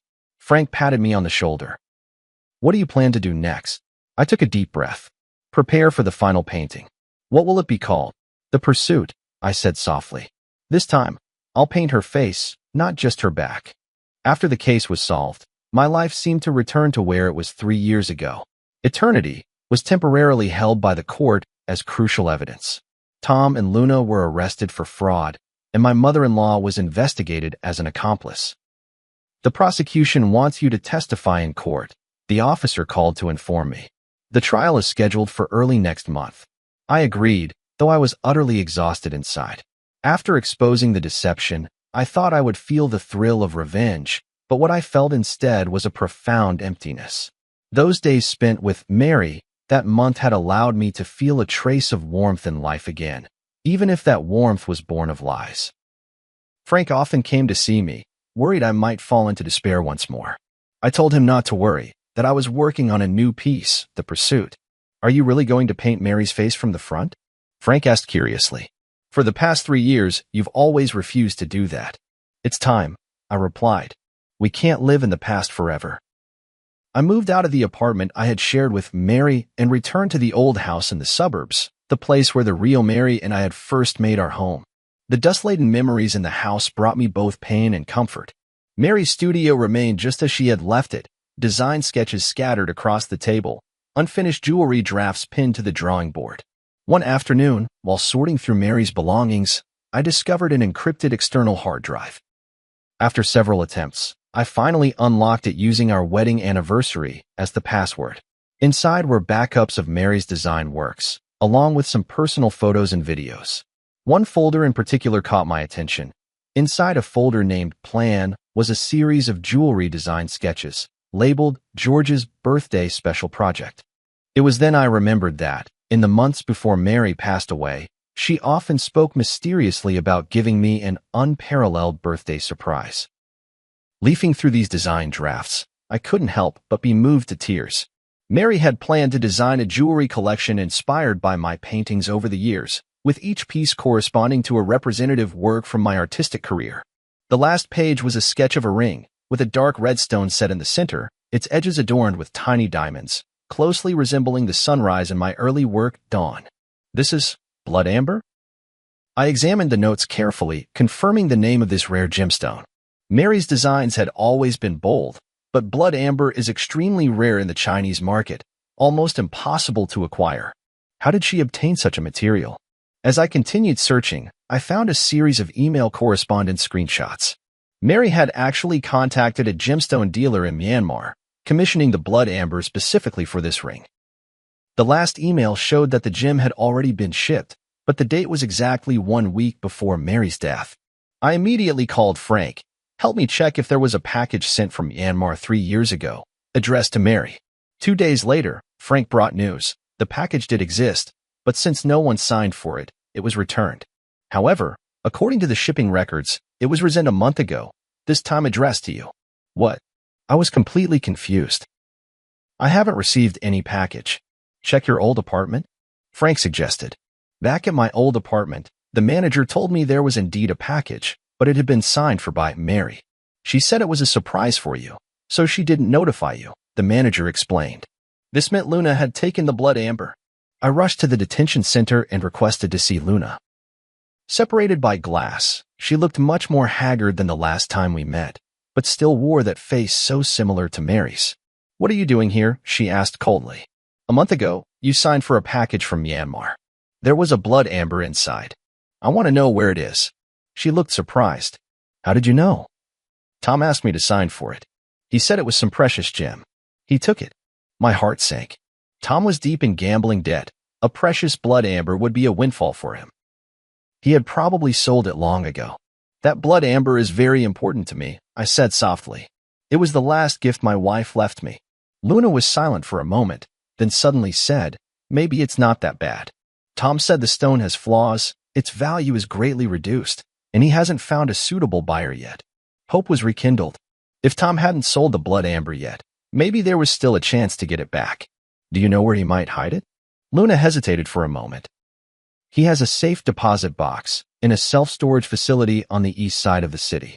After getting the address, I immediately contacted the officer in charge of the case and explained the situation.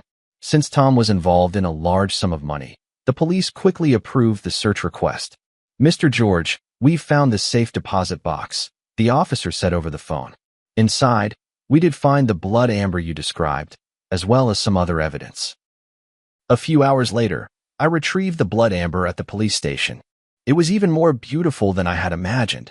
Within the dark red core, wisps of mist seemed to swirl, shifting strangely under the light. This was the birthday gift Mary had so carefully chosen for me, waiting for 3 years. Back home, I carefully placed the blood amber beside the canvas of the pursuit. The painting was already more than half finished, Mary's face emerging from the blur into clarity, yet it still felt like something was missing. Watching the blood amber glimmer faintly under the light, I suddenly understood how I should complete the painting. The creation of the pursuit entered its final stage. I decided to break convention and incorporate the blood amber into the artwork. This would not only be a portrait, but a hybrid piece that fused painting with the art of jewelry. Are you sure you want to do this? Frank frowned. That blood amber is priceless. That's exactly why, I said firmly. Mary chose it for me. She wanted to inspire an unparalleled masterpiece. I will fulfill her wish. For 2 whole weeks, I worked day and night, neglecting sleep and food. I cut the blood amber into thin slices and inlaid them at the spot of Mary's eyes on the canvas, making her gaze truly come alive. I used a special technique to blend the surrounding paint, creating a harmonious transition with the gemstone. From certain angles, the entire painting seemed to be imbued with life, and Mary's expression would shift depending on where the viewer stood. On the day I finished the piece, Frank brought news. Luna had been sentenced to 3 years in prison, but due to her good attitude in confessing, she might serve only 1.5 years. Tom, involved in multiple fraud cases, was sentenced to 7 years. My mother-in-law, as an accomplice, received a suspended sentence. The case is finally over, Frank said. Are you planning to exhibit your painting? Yes. Next month there will be a solo exhibition at the National Art Museum, and The Pursuit will be the grand finale. The curator couldn't stop praising this piece, believing it represents the innovative direction of contemporary art and marks the pinnacle of my career.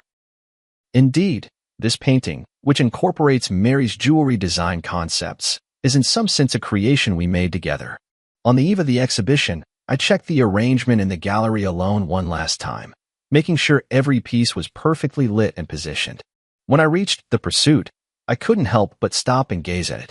Mary's face was vividly lifelike, her eyes inlaid with blood amber gleaming under the spotlight, as if she were smiling at me.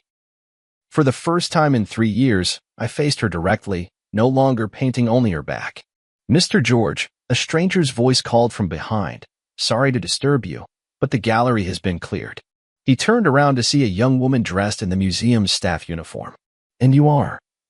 I'm the new curator, responsible for security in your exhibition area, she explained with a smile. I really like your work, especially this piece, The Pursuit. Thank you. I nodded. I'll be leaving soon. She didn't leave, but continued to gaze at the painting. That red gem is beautiful, almost as if it's alive. It's blood amber, I explained, a very rare gemstone. I know, she said softly. Top-grade blood amber from Myanmar, containing plant fossils, extremely rare. I looked at her in surprise. You know a lot about jewelry? She smiled. I studied jewelry design. I'm just working part-time here. For some reason, Mary suddenly came to mind. She, too, had an almost obsessive passion for and expertise in gemstones. If you don't mind me asking, who is the woman in this painting? She asked. My wife, I replied. She passed away 3 years ago. She was a jewelry designer. I'm very sorry, she said sincerely, then gestured toward the blood amber. This gem must mean a great deal to you. It was the last birthday gift she chose for me before she died, but I only found it recently. She nodded thoughtfully. Setting it into her portrait is the best way to remember her. For some reason, talking with this unfamiliar woman brought me a strange sense of calm. Perhaps it was her love for jewelry that reminded me of Mary. Sorry, I have to continue my rounds. She glanced at her watch. See you tomorrow, Mr. George. See you tomorrow, I replied, watching her leave. On the way home, I felt an unusual peace. The completion of The Pursuit seemed to mark the end of my search for Mary as well. Not forgetting, but remembering her forever in another way. The next day, the exhibition's opening ceremony attracted numerous figures from the art world and the media. The Pursuit undoubtedly became the center of attention, with people marveling at this innovative form of artistic expression. Amid the crowd, I noticed that curator standing aside, watching as well. Sunlight streamed through the skylight of the gallery, falling upon her, and for a fleeting moment, I thought I saw Mary's shadow. No, I shook my head, warning myself not to be deceived by mere resemblance. There would never be another Mary in this world, just as there would never be another unique blood amber. After the exhibition, the pursuit was purchased by an anonymous collector for an astronomical price. I donated all the proceeds to a foundation supporting students in jewelry design, establishing a scholarship in Mary's name. Life slowly moved forward, and I began to accept new commissions and create new works. Occasionally, I would think of that curator with a unique insight into jewelry, wondering if she was still working at the art museum. Until one day, I received an email from HL. There were no words, only an image. A sketch of a ring design, the style strikingly similar to Mary's unfinished series. My heart raced as I replied immediately. Who is this? The response came quickly.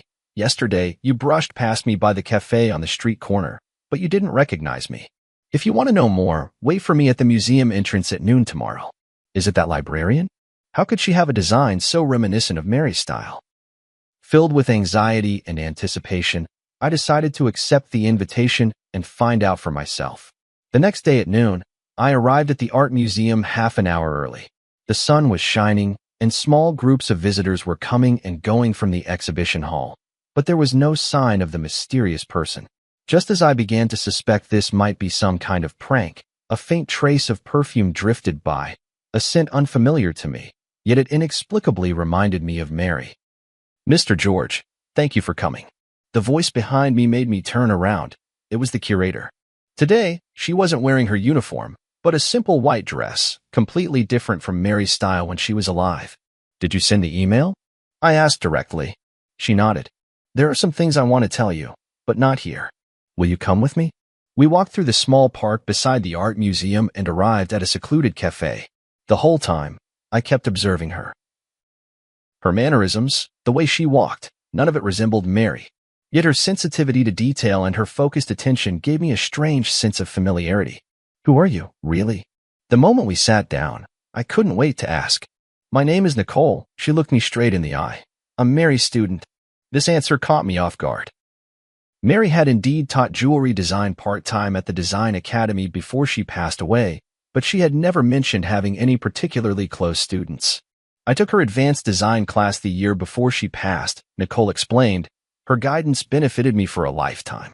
That still doesn't explain why your designs resemble her style so much, I said, half convinced. Nicole took a folder out of her bag. These are all notes from Ms. Nicole's class and her feedback on my work. You can look at the handwriting and confirm that it's really hers. I carefully examined the materials. It was indeed Mary's handwriting. There were even traces of the pale purple ink she habitually used. Before Ms. Nicole passed away, she was guiding me on my graduation project, Nicole continued. The theme was interwoven light and shadow, blending Eastern and Western aesthetic elements.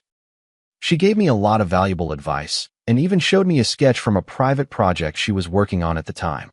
George's special birthday project? I blurted out. Nicole's eyes widened in surprise. You know about it? I only found out recently. I briefly explained the origin of the blood amber. I knew that blood amber would eventually find its way back to you, Nicole said with a smile. Nicole always said it was a destined gift. Is that why you contacted me? Because you saw the blood amber? Nicole was silent for a moment, as if choosing her words carefully. Not entirely. After Nicole passed away, I've been trying to carry on the design philosophy she taught me. Some time ago, I happened to see the news about your eternity being stolen, and then I saw someone impersonating Nicole. I thought I should tell you a few things. She took a letter out of her bag. This is the last letter Nicole gave me after class before she passed away. She said if her surprise plan went smoothly, I should show you this letter. If anything went wrong and she was gone, I should still make sure you see it. I took the envelope. It was indeed Mary's handwriting, and it read, "To my dearest husband." The envelope had already been opened. I didn't know what was in the letter at the time. I just kept it as Nicole instructed, Nicole explained. It wasn't until I saw the news that I opened it. I hope you won't blame me. I carefully took out the letter paper and unfolded it to read. Dear George, if you are reading this letter, perhaps my surprise plan has gone awry. Don't worry, it's just that the plan has changed, and the form of the gift may be different now. The blood amber I picked for you is said to be known as the Eye of Rebirth. Legend has it that looking at the world through it reveals truths that are often overlooked. I hope it can become a turning point in your artistic career, leading you to see new possibilities. All these years, your paintings have always depicted backs, as if you're afraid to face something head-on. I hope this gemstone will give you the courage to paint the front, to capture true emotions. No matter what happens, please remember, love does not disappear, it merely changes form, like this blood amber, which, after millions of years, transforms from resin into a gem, yet still shines. Forever loving you, Mary. The handwriting became a bit messy at the end, as if written in a hurry. I stroked the paper, as if I could feel Mary's emotions at that moment. Thank you, I said, my voice choked with emotion. This means a lot to me. You're welcome. I'm just fulfilling Ms. Nicole's request, Nicole said with a smile. Actually, there's one more thing I'd like to ask your help with. What is it? I'd like to apply for the Mary Scholarship you established, she said, taking a design portfolio out of her bag. This is my graduation project, combining Ms. Nicole's ideas with my own innovations. As I flipped through the portfolio, I was surprised to find that while these designs bore traces of Mary's influence, they also possessed a unique style and innovative touches. In particular, a series called Metamorphosis cleverly combined jewelry with transformable elements, allowing the pieces to change form according to the wearer's mood and occasion. This is outstanding, I praised sincerely. Mary would be proud of you. A hint of joy flashed in Nicole's eyes. Really? I've always worried I couldn't live up to her expectations. You've already moved beyond the learning stage and developed your own style. That's exactly what she hoped to see. As we talked, sunlight streamed through the window and fell on Nicole. In that moment, I seemed to understand something. When Mary spoke of love changing its form, perhaps she wasn't just referring to the blood amber, but also to her passion for art and its legacy. Luna tried to impersonate Mary by mimicking her appearance, but she could never truly replicate who she was. Nicole, on the other hand, looked nothing like Mary, yet she inherited a part of her artistic vision and spirit. Perhaps this is the true gift Mary left me, not the blood amber, but a new possibility, a path out of the past. Nicole's graduation exhibition was held in a small gallery. Though the space was modest, it was exquisitely arranged. Her works were divided into 3 series, representing the past, the present, and the future, forming a complete narrative. This is a brilliant idea, I sincerely praised.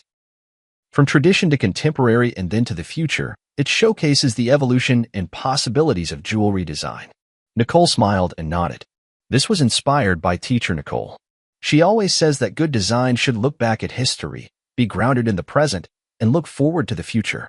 As I walked through the exhibition hall, I noticed a special display case in the corner, containing only one piece, a seemingly simple ring with a small red gemstone set in the center. This is. I leaned in to read the label, which said, in memory, dedicated to teacher Mary.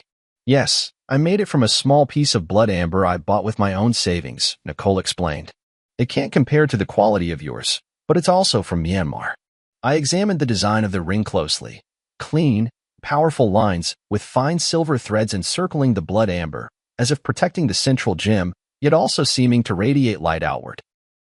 This is very similar to Mary's final design style, I said softly, but it also has your own unique touch. I wanted to create a piece that could both commemorate teacher Nicole and showcase my own style, Nicole explained. The blood amber represents her influence, while the outer design is the direction of my own development. The exhibition attracted quite a few industry insiders, including some well-known figures from the jewelry design world. After viewing the exhibition, an older female designer approached Nicole and offered her an internship opportunity. I stood by, genuinely happy for Nicole. In the evening, as the exhibition was drawing to a close, Frank arrived as well. Seeing me with Nicole, he gave me a knowing smile. New friend? He asked me quietly. Mary's student, I explained simply. Very talented. Frank nodded without asking further questions. After touring the exhibition, he gave high praise to Nicole's work. It blends traditional and modern elements, demonstrating both technical skill and artistic expression, quite rare. Nicole thanked him politely. This wouldn't have been possible without the guidance of teacher Nicole and teacher George. After the exhibition, the 3 of us went to a nearby restaurant for dinner. During the meal, Frank talked about recent trends in the art market, while Nicole shared her insights on contemporary jewelry design. The conversation was light and pleasant, and I realized it had been a long time since I had relaxed and chatted with others like this. After a few rounds of drinks, Frank received an urgent call and left early. Only Nicole and I remained in the restaurant, and the atmosphere suddenly became a bit quiet. Mr. George, Nicole hesitated for a moment before speaking. I've always had a question I wanted to ask you. What is it? After you finished the pursuit, what are you planning to create next? The question caught me off guard. To be honest, ever since the pursuit, I haven't had any new inspiration. That painting seemed to have drained all my emotions and creativity. I haven't decided yet, I answered honestly. It might take some time to find a new direction. Nicole nodded thoughtfully. Nicole once said that the hardest thing for an artist isn't creating a stunning masterpiece, but finding a way forward after reaching the peak. She really did say that, I recalled with a smile. Mary always saw further than I did. Maybe, Nicole said softly, you could try a new direction that combines your work with jewelry design? Like in The Pursuit, but taking it even further. I recalled what Mary mentioned in her letter about seeing new possibilities, and suddenly I was inspired. You mean, creating a series of works that combine painting and jewelry? Exactly.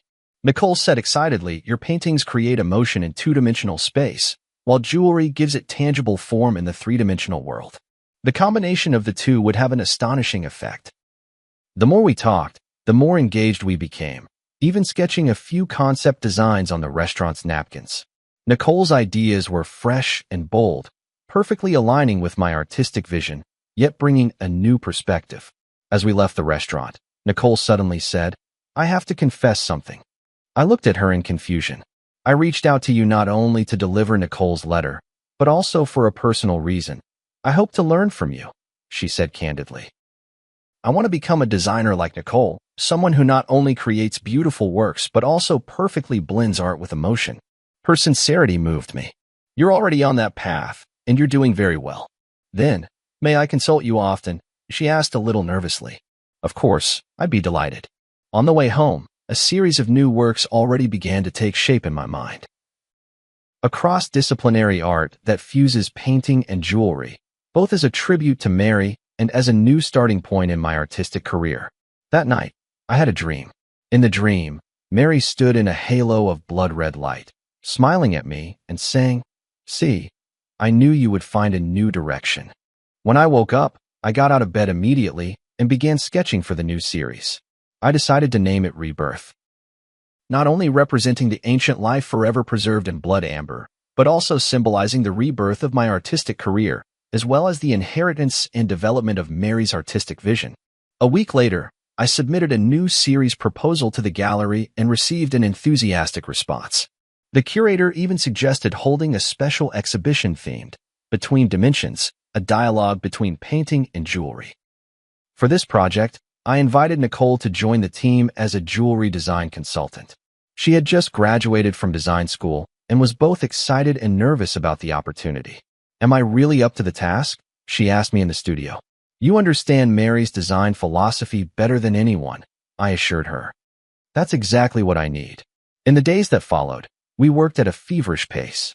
We created during the day and discussed at night, sometimes even working through until dawn. Nicole's ideas flowed endlessly, and I transformed those thoughts into concrete artistic expressions. In the process, I rediscovered the pure joy of creation that I hadn't felt in a long time.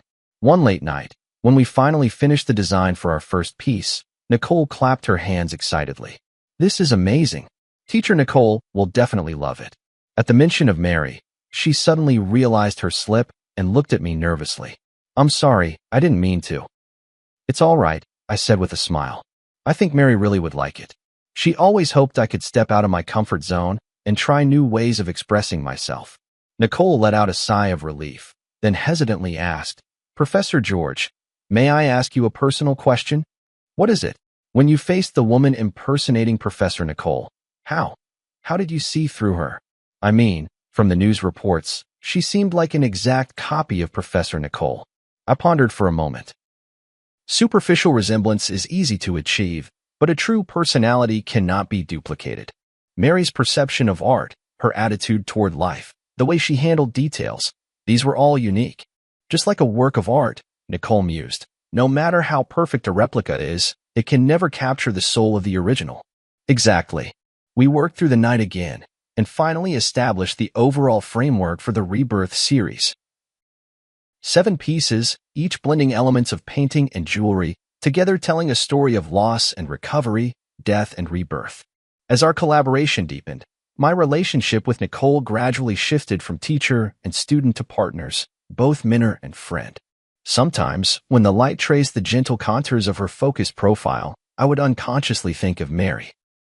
But soon, I realized that this association wasn't due to any physical resemblance, but rather that same dedication and passion for art. "George, you look much more spirited lately," Frank remarked at a gathering.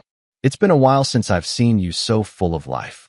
"Yeah, the new project has helped me rediscover the joy of creating." "Nicole's a good girl," Frank said meaningfully. "Talented, and she really understands you." I understood his implication, but just smiled without responding. There was indeed a special understanding between Nicole and me, but it was more rooted in our shared passion for art than anything else.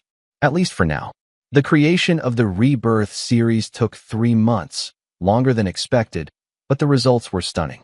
Each piece was a perfect fusion of painting and jewelry art, offering both the pleasure of viewing as a flat image and the discovery of 3-dimensional effects brought by the jewelry elements from different angles. A week before the exhibition opened, I received an unexpected visitor, Luna. She had served her sentence and was released early. She looked much more haggard than the last time we met, but her eyes were clearer. "I came to apologize to you in person." She stood at the studio door, her voice low, "for everything I have done." I didn't respond immediately, but simply invited her in to sit down. "I know that an apology can't make up for the loss," she continued, "but I want you to know that I truly regret it." "How is your sister's illness?" I asked. She looked up in surprise. You know. I guessed. "You said you needed money for a reason, and I think that must have been true." "Yes," she nodded. "My sister's surgery was a success, and now she's fully recovered. For the past 3 years, I've been thinking about how to make up for my mistakes, even though I may never be able to." I was silent for a moment, then said, "In a way, your appearance actually helped me." "What do you mean?" "It forced me to confront the past, to re-examine my memories with Mary, and ultimately to find a way forward." I pointed to the sketches of the Rebirth series on the wall and briefly explained this new project. Luna listened quietly, a look of genuine respect in her eyes. "I'm glad you were able to find a new beginning from that nightmare," she said at last. "I hope I can find my own path to rebirth as well." As she left, she handed me a small package. "These are some simple pieces of jewelry I made in prison. The craftsmanship is rough, but each one represents my remorse and blessings. I hope you can accept them." Opening the package, I found several small trinkets handmade from fine wire and colorful glass beads. Though simple, it was clear the creator had poured their heart into them. Nicole happened to come into the studio at that moment. Seeing the trinkets, she asked curiously, "What are these?" I told her about Luna's visit. "You forgave her?" Nicole was a bit surprised. "Not exactly forgiveness," I said thoughtfully. "It's more like understanding. Everyone has their own hardships and choices. What's important is how we learn and grow from our mistakes." Nicole nodded pensively, picking up a piece of jewelry to examine it closely. "The craftsmanship is rough, but the concept is ingenious. This person seems to have a talent for design." "Perhaps," I said. "Everyone has the possibility of being reborn." On the day of the exhibition opening, numerous figures from the art and jewelry worlds gathered together. The Rebirth series received unprecedented acclaim. Critics called it a model of cross-disciplinary art, and the gallery owner was overjoyed, announcing plans for a nationwide tour. In the crowd, I saw Luna. She was dressed simply, standing quietly in a corner, admiring the exhibits. Our eyes met in the air. She nodded slightly, then walked away. "Who was that?" Nicole asked, standing beside me. "Someone searching for rebirth," I replied. Nicole seemed to understand and asked no more. We stood side by side before the pursuit, watching the blood amber refract a strange light under the lamps, like the silent burning of life's flame. "Thank you," I whispered to Nicole. "Without you, this series might never have come into being." "It was your philosophy that guided us, Teacher Nicole," she replied modestly. "I was just fortunate enough to be the messenger." In that moment, I suddenly understood the true meaning of what Mary had written in her letter. Love has changed its form. Love exists not only in memory and longing, but also in inheritance and innovation, shining brightly in every spark of artistic creation. And I, at last, had learned how to begin anew after loss, to embrace rebirth while still searching. The success of the exhibition exceeded everyone's expectations. In just 1 month, the Rebirth series was reported on by major media outlets and even attracted the attention of the international art world. A renowned auction house extended an olive branch to me, hoping to include several pieces in their annual highlight auction. "This is an unprecedented opportunity," Frank said excitedly. "If the deal goes through, you'll become a top player in the contemporary art market." I wasn't particularly concerned with commercial success, but I did feel the joy of having my work widely recognized. More importantly, this series opened up a new artistic path for me, freeing me from the creative shackles of the past 3 years. Nicole benefited as well. As the project's jewelry design consultant, she received high praise from the industry. Several well-known jewelry brands reached out to her, hoping she would join their design teams. "Which offer are you planning to accept?" One night, as we were tidying up the studio together, I asked her. "To be honest, I'm still hesitating." Nicole paused her work. "These are all great opportunities, but..." "But what?" "But I want to keep working with you." She looked straight into my eyes. "Rebirth is just the beginning, isn't it?" Her candor surprised me a little. Indeed, the success of this series had opened up many new creative possibilities for us, but I wasn't sure if I should continue such a close working relationship. "You should consider your own career development," I said tactfully. "These opportunities are very rare for young designers." Nicole seemed to sense my hesitation and nodded gently. "I understand." In the days that followed, we were both busy and rarely had the chance to talk alone. A week later, Nicole told me she had decided to accept an invitation from a French jewelry brand and would be going to Paris to work for 2 years. "Congratulations," I said sincerely.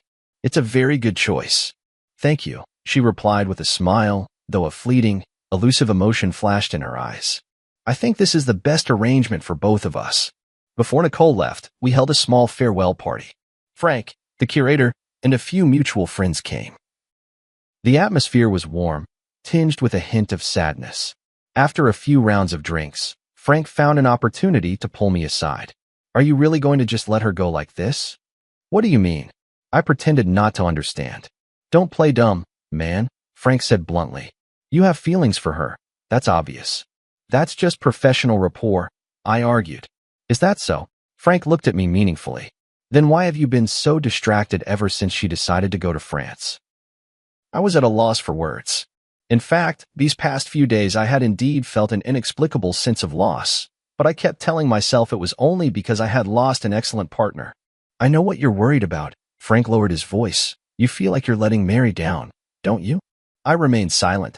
He had touched upon the deepest concern in my heart.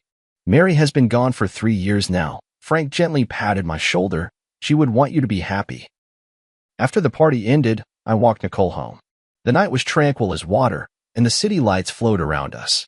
"Thank you for your help and guidance these past few months." Nicole stopped at the entrance of her apartment building. "This experience has meant so much to me." "I should be thanking you," I said sincerely. "Without you, the Rebirth series would never have been completed." We fell into silence, as if both searching for the right words to say goodbye. "My flight is the morning after tomorrow," Nicole finally said. "I still have some things to take care of tomorrow. So, this is probably the last time we'll see each other." 2 years will pass quickly. I tried to make my voice sound light. "Paris is a beautiful city. You'll like it there." She nodded, a complex emotion flickering in her eyes. "Professor George, there's something I've always wanted to tell you, but never found the right opportunity." "What is it?" "I chose to study jewelry design because I saw Nicole's works." She took a deep breath, or more precisely, because I saw the pieces Nicole designed for you. The way she perfectly fused love and art moved me deeply. "I didn't know that," I said in surprise. "I've always hoped that one day I could be like Nicole, creating art filled with emotion." Nicole continued, her words coming faster, as if afraid she might lose her courage. "But now I realize that what I want even more is to create for a specific person, just like Nicole created for you." I understood her implication, and my heart suddenly began to race. Nicole, please don't respond. She gently interrupted me. I just wanted you to know before I leave. No matter how you feel right now, remember that starting over is not a betrayal of the past, but a way of cherishing life. With that, she rose up on her tiptoes and softly kissed my cheek, then quickly turned and walked into the apartment building, leaving me standing alone in the night, my mind in turmoil. After returning home, I tossed and turned, unable to sleep, replaying Nicole's words and that gentle kiss over and over in my mind. Suddenly, I remembered a small box in the study, where Mary's last complete letter was kept, a letter I had found while sorting through her belongings. But at the time, overwhelmed by grief, I never had the courage to open. Now, I finally mustered the courage to walk into the study and retrieve that delicate little box from the depths of the drawer. Inside lay a pale pink letter, bearing Mary's familiar handwriting. Dearest George, by the time you read this letter, you may find yourself at a crossroads in life, hesitating between moving forward or staying where you are. My greatest wish is that you can move bravely through life, as freely as your brush glides across the canvas. Love is not a shackle, but a liberation. Memory is not a burden, but a source of strength. If one day you meet someone who can rekindle the light in your eyes, please don't hesitate because of your longing for me. True love is wishing happiness for the other, even if there is no longer a place for oneself in that happiness. Remember, the days we loved each other were complete, with no need for regrets. And now, it's time to paint a new picture, my beloved. Forever loving you. Mary. Tears blurred my vision. It was as if Mary had foreseen my current situation and had already given me her blessing. She was always like this, always able to see further and more clearly than I could. At that moment, I made up my mind. Early the next morning, I drove straight to Nicole's apartment. Professor George? Nicole opened the door in surprise, clearly not expecting me. I have something to say to you. I looked her straight in the eyes, not as your teacher, but as George. I handed her Mary's letter. Nicole read it carefully, her expression shifting from surprise to being moved, and finally, her eyes grew moist. She truly was an extraordinary woman, Nicole said softly, handing the letter back to me. Yes, she was. I nodded. That's exactly why I believe her words. Nicole, cancel your plans for Paris. Stay and continue our collaboration, will you? Nicole looked at me in shock. Are you serious? I've never been more serious, I said quietly. Rebirth is not just the name of an artwork, it's a possibility in life. Are you willing to explore that possibility with me? Her answer was a firm embrace, warm and real, like the first ray of sunlight after a long winter. In that moment, I felt as if Mary was somewhere, smiling down on us, blessing this new beginning. Life is like that blood amber, enduring countless ages of change and sedimentation, ultimately transforming into an eternal radiance. And I, at last, understood what true pursuit is, what true rebirth means. A year later, Nicole and I unveiled our second joint project, Interwoven, at the National Art Museum. This series was even bolder and more innovative than Rebirth, blending Eastern and Western aesthetics with various art forms. Critics hailed it as a significant breakthrough in contemporary art. At the opening ceremony, Nicole held my arm as we faced the media interviews and congratulations from the audience together. She wore a simple white dress, and around her neck was the Eye of Rebirth necklace we designed together. She completed the jewelry part based on my painting. Your collaboration seems even more in sync than your last project, a reporter asked with a suggestive smile. Nicole glanced at me, and we exchanged a smile. Yes, both in art and in life, we found the perfect balance. This indirect answer drew a round of good-natured laughter from the reporters present. My relationship with Nicole was no longer a secret, but we always kept a low profile, letting the public's attention remain focused on our artistic creations. After the exhibition, we drove out to a small hill in the countryside. There stood an ancient oak tree, beneath which Mary's ashes were laid to rest. This was the place we chose, rather than a traditional cemetery, natural, peaceful, just like Mary herself. Mary, the exhibition was a great success today, I said softly to the stone beneath the tree. Nicole's designs were admired by everyone, just as you once predicted. Nicole crouched down and placed a bouquet of white daisies in front of the stone. Teacher Nicole, I've been working hard to become the kind of designer you hoped I would be. I hope you can be proud of me. A gentle breeze stirred, and the oak's leaves rustled softly, as if it were Mary's reply. On the way back, Nicole suddenly said, I've been thinking about something. What is it?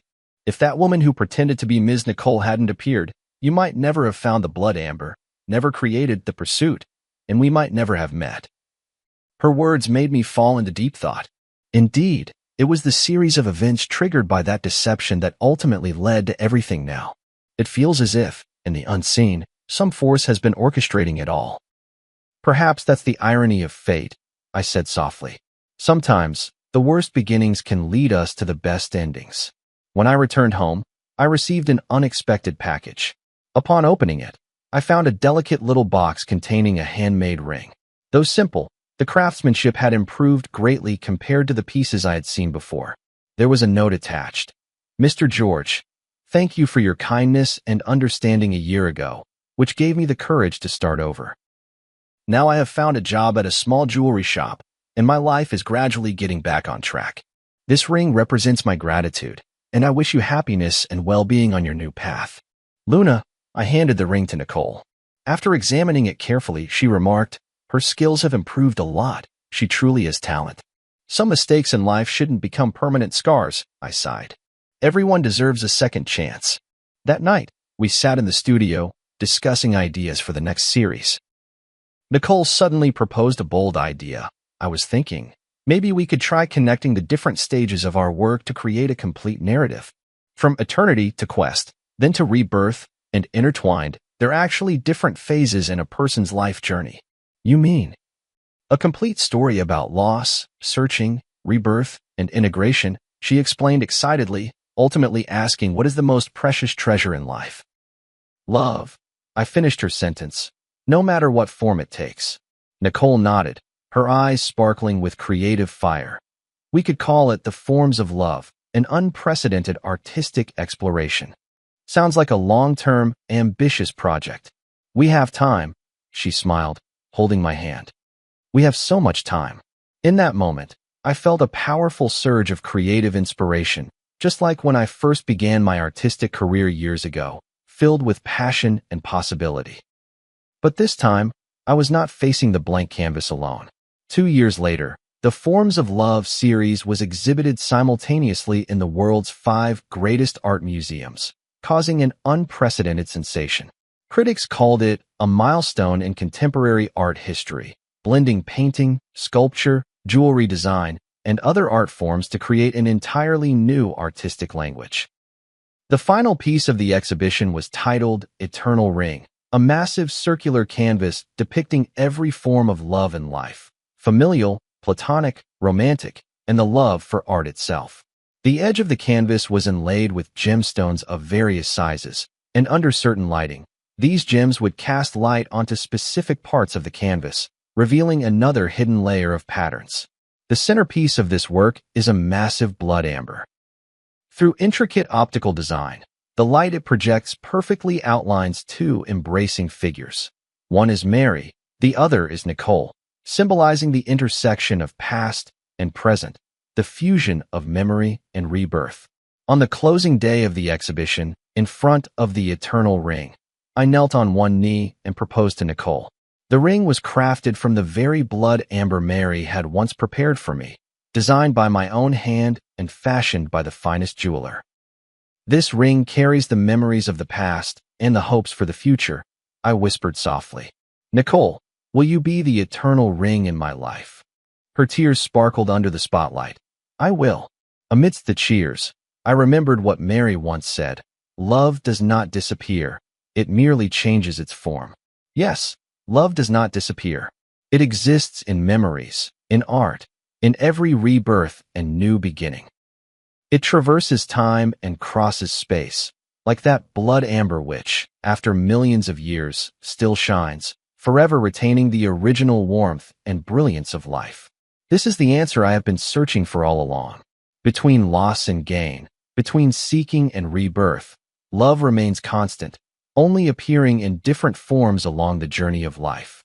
And all we need to do is bravely accept this gift, no matter how it comes to us. On the day of the wedding, the sky was a clear, washed blue. Beneath the ancient oak tree that had watched over Mary, we exchanged our vows. A gentle breeze stirred, making the leaves whisper as if blessings were drifting in from another world. No matter when or where, Nicole said softly, We'll always remember that it was she who brought us together. Yes, I squeezed her hand, and we will always cherish this gift. In the brilliant sunlight, the blood amber ring gleamed, radiant as life itself, enduring the passage of time, yet still shining bright.